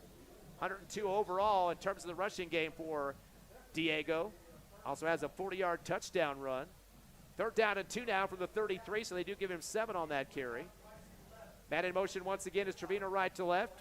Fake the handoff, go up the middle of the Baeza, breaks the tackle, 25, 20, 15, 10, 5, touchdown, Diego Baeza. 33-yarder for the running back, and he points to the scoreboard after getting across the goal line.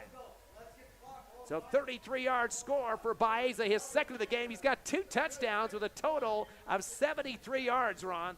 Yeah, he can break him out, and he just did it one more time to prove that he can still run well. And the Cavemen, even though they may be strong defensively, cannot stop the Eagles as they continue to get this clock going back again to mercy rule. And the kick is going to be up, and it is good for Chacon. So Baeza now with 3 touchdowns in this ball game.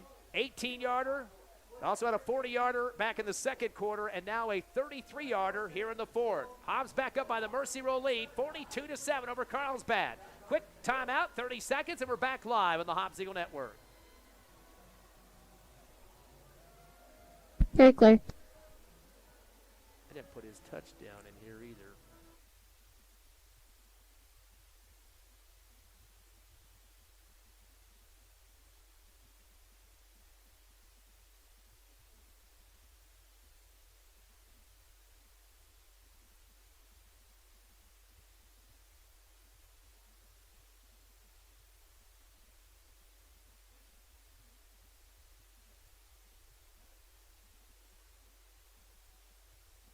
Back live here in Carlsbad. Ty Friend, Ron Gunner with you. Tiffany Stuber back at the station. 9:20 left, and the Eagles up by the mercy roll, 42-7. 35-point lead for the Eagles, as that was the 3rd touchdown for Diego Baeza. All double-digit runs, too. 18, 40, and, of course, the 33-yarder. And that nice little 35-point cushion makes this maybe a coaster for the rest of the fourth quarter, right, Rob? Absolutely. I think it was already, but yes, definitely. Hobbs can definitely hang their head high. And Carlsbad got 7 points. They didn't get blanked. They didn't get beat that badly. But, you know, they're still going to go to the playoffs, so they got that to hang their hat on. Baeza with 17 carries so far in this ball game. He had 87 at the half, already getting close to 100. He's over that mark now. Kickoff for Chacon from the 40. He'll keep it low. Takes a big bounce as it rolls across the 30. Brought back across the 35 for Carlsbad, but not much of a return, maybe about 4 or 5 yards on that one. As the return man for the Cavemen was Diego Ramirez. So Hobbs' defense will step up again. 9 minutes remaining as Carlsbad needs to hurry up the offense just a bit. Probably going to have to throw a little bit as well, although that isn't their bread and butter. As Carlsbad is just 3 of 7 in the game for 18 yards and no attempts here in the second half from the air game. And you've got to think with the time the way it is, you got to get some passes towards the sideline, although they can't stop the clock. So I guess that really doesn't matter either. Right. Double slot for Carlsbad. 1st and 10 from the 36. Shotgun for Naylor. Give it off to a tailback as Asai heads to the right sideline. 43-yard line. He goes down hard and gets ahead for about 5 on the pickup for the running back. He's not even close to 100 yards in this game. He's got a total of 77 so far on 19 carries. So they do give him 5. Clock runs at 8:18 remaining, and Carlsbad remaining in the huddle. Finally break it, get up to a line of scrimmage, a 2nd and 5 now from the 42. Eagles ready to run their record at 9-1 on the season. They put 5 in the box defensively, bring up a linebacker, make it at 6. Naylor ready for the shotgun. Has a double slot, handoff to Asai up the gut, trying to get a space, and fires forward. And that'll be a 4-yard pickup for Asai. Clock down to 7:50 left in the game. Again, your score 42-7. Right now, as we mentioned, the Max Preps poll currently has the Hobbs Eagles at number 4. They've been sitting there solidly for quite a few weeks. Carlsbad checks in at number 7, which is kind of a pretty liberal spot for them on the chart at this point. But with the loss here, that's going to really toss it up. They'll probably drop down a few spots and have to be on the road next week. The Eagles will have a bye and wait for the quarterfinals with a home game following in November. 7:20 left here in the fourth. 42-7 Eagles. 3rd and down and 1 for the 47. High snap to Naylor on the shotgun. Hands with an angle to Mendoza left. He powers across the 50 into Hobbs territory and ends up with 3 on that one. So Mendoza moves the chains for the Cavemen. They're 11th of the contest. And he's got 21 yards on 9 carries so far. And a first down, as I said, for Carlsbad at the Eagle, actually right at the 50-yard line. Yes. Midfield for the Cavemen. Carlsbad finally breaks their huddle at the mid-stripe. bring 2 slots back in. Shotgun for Naylor. Has a Sy with him on the right shoulder in the backfield. Sy going to go right to left. Gets a handoff around the left end. 50, 45, 40. Far sideline. 35, 30. One to beat. Gets tripped up and dropped at the 27-yard line. So he's going to get a total of about 25 yards. Does a Sy. That's his best run of the ball game and gets the crowd fired up. Here the cowbells going up here, but they're Cavemen are trailing by 35. It's 42-7 Eagles with 6:20 remaining here in the fourth quarter from Cavemen Field. And this might actually represent one of his games because usually he gets about 132 a game, 8.1 runs an average. Looks like they got a holding penalty back at the 31-yard line. Coach Bradley, not a happy camper. No, Coach Bradley was pointing towards towards Hobbs like they were going to move it up that way, but a 10-yard drop is going to bring it back to the 40, make it the 37-yard line. Still a first down, though, for the Cavemen. Right. This happened after the play? Or no, at the end of the play, or at least halfway through the play. That's a third penalty here in the second half. 25 yards, total 6. They're making 70 on 8 penalties for Carlsbad. First and 10 from the 37. Naylor waiting for the shotgun. A high snap, handoff, angle right, and getting tripped up as Mendoza got his knees ripped out, and then he tries to fall forward, and looks like he gets piled up at the 35-yard line. Yeah, maybe got 2 or 3 anyway. Of course, they've been getting some good spots, so I'm going to say 3. Romero in there to take the knees out of him, although he does get 3 yards, does Mendoza. Still staying in the huddle, the Carlsbad Cavemen. 24 yards on the ground for Mendoza so far. Second down and 7 from the 34 of the Eagles. Hobbs up by 35 with 5.5 remaining in the game. Single receiver right, high snap of the shotgun, give it to Sy. He gets stopped for a second in the backfield, extends to the 35 and is plowed under. And he might have got back to the line of scrimmage if he's lucky on that one. You're right, he did.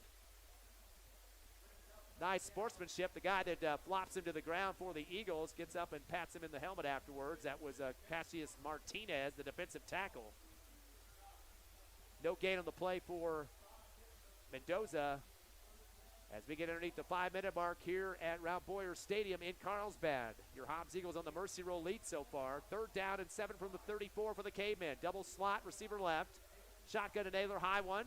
Delay handoff, and here comes you-know-who, a Sy, cut left and back up the middle, and he meets right to the line of scrimmage, and a nothing doing for the Hobbs Eagles as they plow him down as they've been doing much of the game. No big takeaway runs for him. And the man that gets in there quickly to chop those legs out for the Hobbs Eagle D, Cameron Hernandez, the outside linebacker. They're going to say he fell forward for 2 yards. Major liberal spot that time for Mendoza. Yes, and they've been getting those kind of spots. But, it's fourth down, another fourth down for the Carlsbad Cavemen. Going to see if they can get past the line of gain. Looks like they need to get to about the 27-yard line. That's where they need to get. So they need 5 more yards to keep this drive going. Hobbs will line up 7 in the box now. Double slot on the left side of the line. High shotgun for Naylor. He wants to take it himself. Options left to a side at the 35 behind the line of scrimmage. Gets to the 30, but he's not going to make it there to the first down marker at the 28. So he gets about 3 on the play, but well shy of the first down. It'll be a turnover on downs as Sy will shut down with just 3.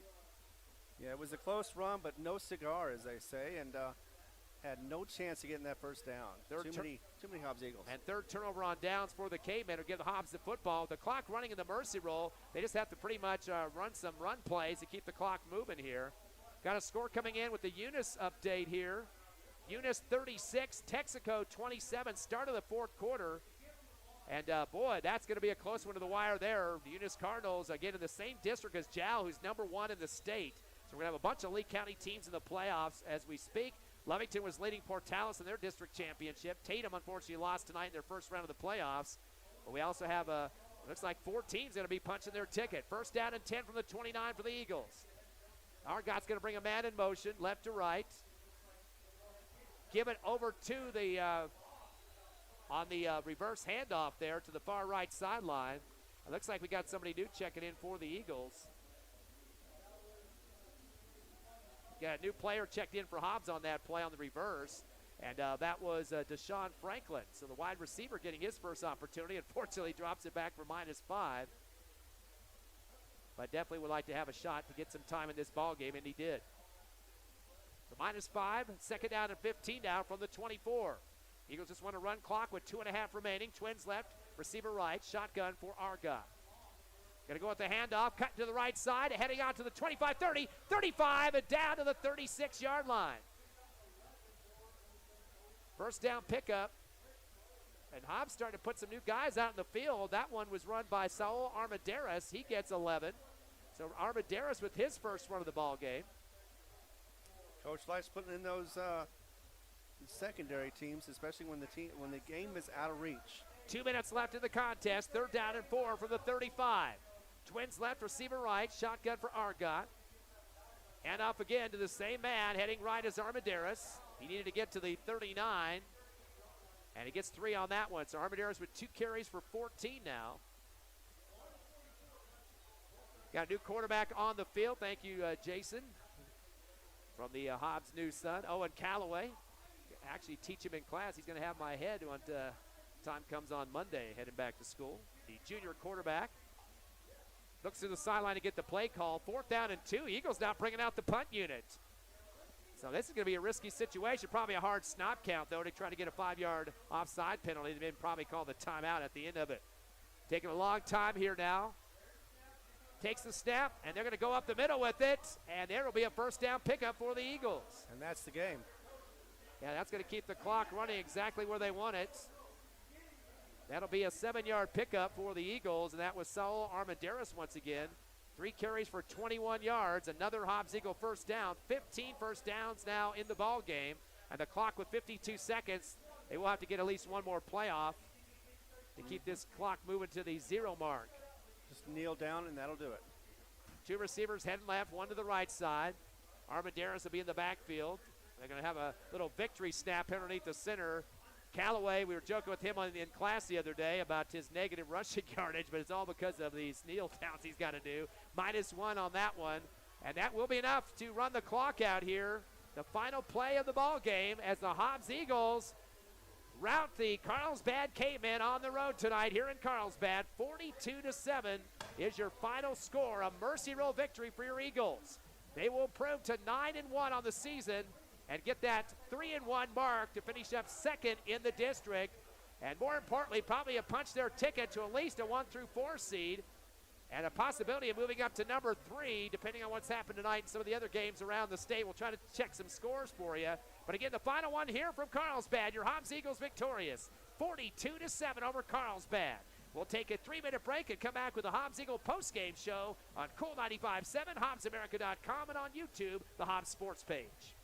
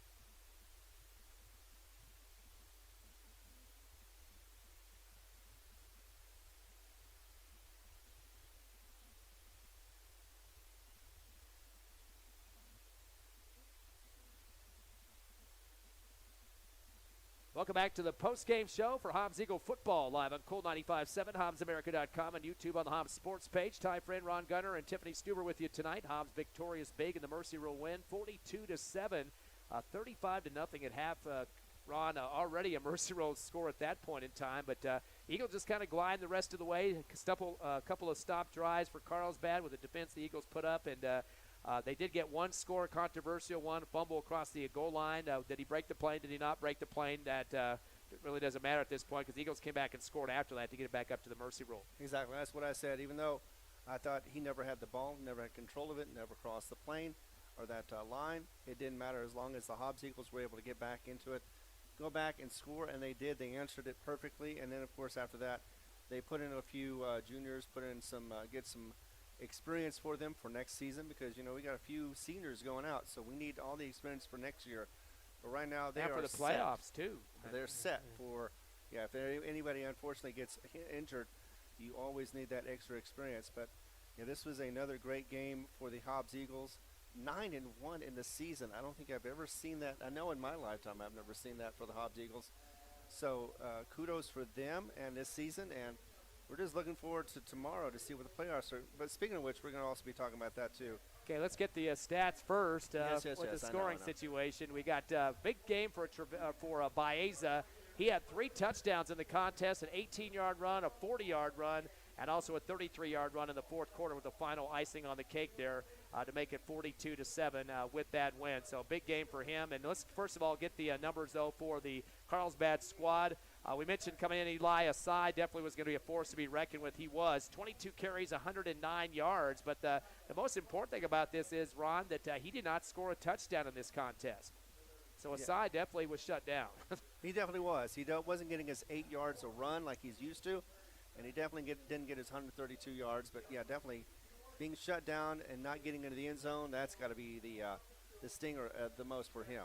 Yeah, he came into the game 13 touchdowns and had 6 100-plus games, so he would get his number 7th in this one. He got 109, but still kind of a bend-don't-break situation. The longest he had was in the second half for 25. He had 1 for 10 in the first half, but the Eagles did not let him run all over the place like some people might have been expecting. Mendoza, kind of a quiet night for him, 12 carries for 26 yards, and Naylor, the quarterback, went 5 for 36. Those are the 3 predominant rushers in the ball game.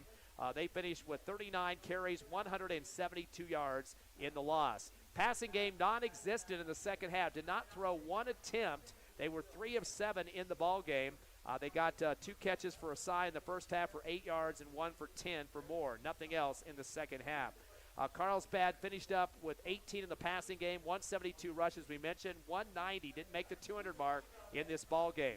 They had 12 first downs, and they did have some couple of sustained drives, but the Eagles definitely are stepping up big defensively to keep this one as much of a lopsided win as it was.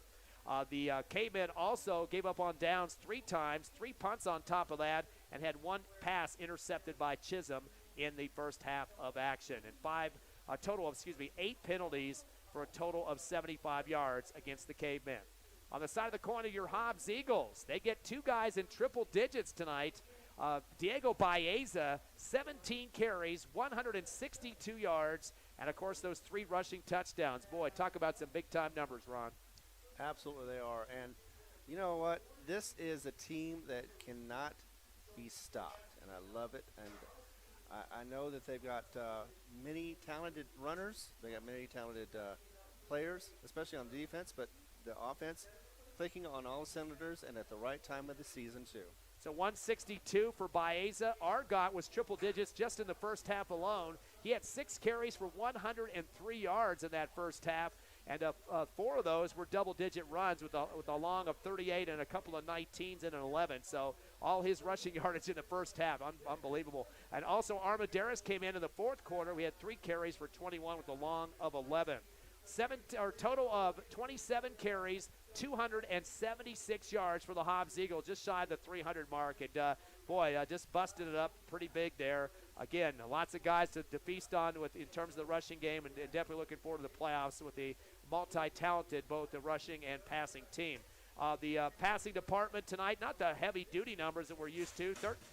13 of 16 for 172 yards in this ball game.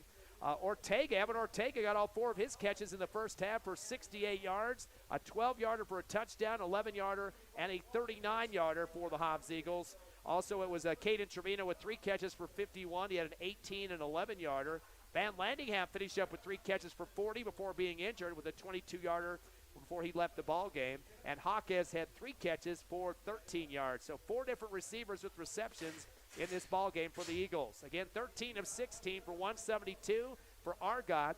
Hobbs at 448 in total offense in this ball game. So definitely something you want to put the feather in the cap of Coach Stevens and the coaching staff and this team itself for getting together and taking care of their business. Hobbs had 15 first downs in the game, only a couple of penalties for 10 total. Did give up on downs once and had 1 fumble on a punt return. That was it for the turnovers in this game, and a lopsided win, 42-7. Yeah, it was a lopsided win, and we were hoping for that too because we've noticed Carlsbad either they're hot or they're cold. They're never in between. And Hobbs, on the other hand, has been hot all season. They got a little cooled off in Centennial. But, hey, you know what? 9-1. I mean, you cannot say anything wrong about that. They're going to be in the playoffs.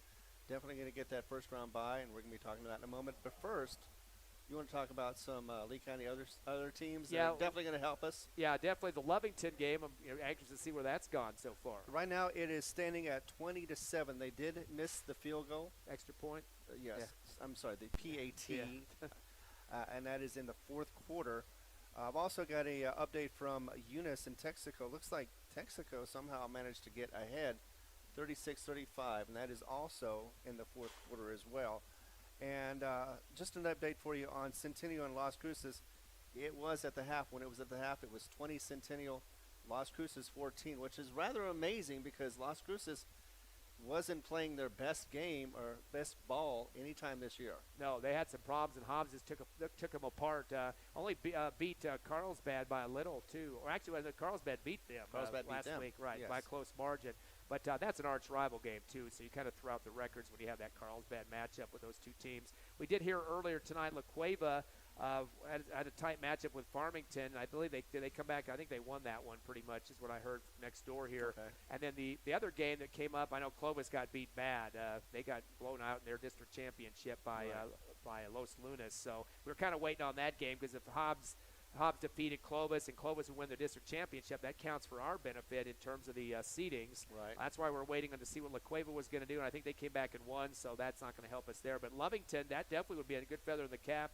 They're going to be a district champ, hopefully, if they continue on against Portales, and that would count for our benefit as well. Of course, Artesia team we beat, too, they were in their 2-0 record in their district, so they win tonight. They're going to be punching their ticket, and that would be another plus for us because we beat Artesia. And I'm just bringing this points up because right now it's a battle for that possible 3rd seed, I think is what we're looking at, between us and La Cueva. Both teams will have probably identical records at 9-1. Both teams had a strength of schedule of 5.8, so you can't get much closer than that. Exactly. Plus, that will be the determination will be strength of schedule, and it will determine again on what Hobbs' opponents from the past have done. If they get better and better as they go, that will benefit the Hobbs Eagles. I know sometimes it's rather confusing. It's like college math, but in the end, if it benefits us, then we want them to do well as for our benefit. Yeah, for the playoff seeding. So, again, we look like we have a bunch of Lee County teams going to punch their ticket to next week. The Hobbs Eagles definitely going to be in, and they will not have to play unless for some reason they get lower than a 4 seed, which would be a travesty. Yes. They will have the next game the week after, probably the next Saturday at Watson Stadium. And, of course, we got the other team, number 1, Jow from their district. They're punched their ticket already, probably the number 1 seed. Eunice hopefully comes back against Texaco in the same district as Jow. They definitely have to get themselves a playoff spot. Tatum lost tonight, first round, unfortunately, to Magdalena on the road. And, of course, we mentioned Lovington, who's holding on to a lead so far against Portales. So that's going to about wrap it up from here. 42-7, the final. So we're going to have an extra week for catch our breath just a bit and get ready for some playoff football the week after next. Exactly. And, I wasn't trying to get into the playoffs right away. But, I get excited, and I haven't done this in about 2 years, it seems like. So seeing all this action and not only here but away, it reminds me of how exciting high school football can be, or just football in general. And whether you're Carlsbad or Hobbs, you're both going to be in the playoffs, and you're looking forward to doing the best you can.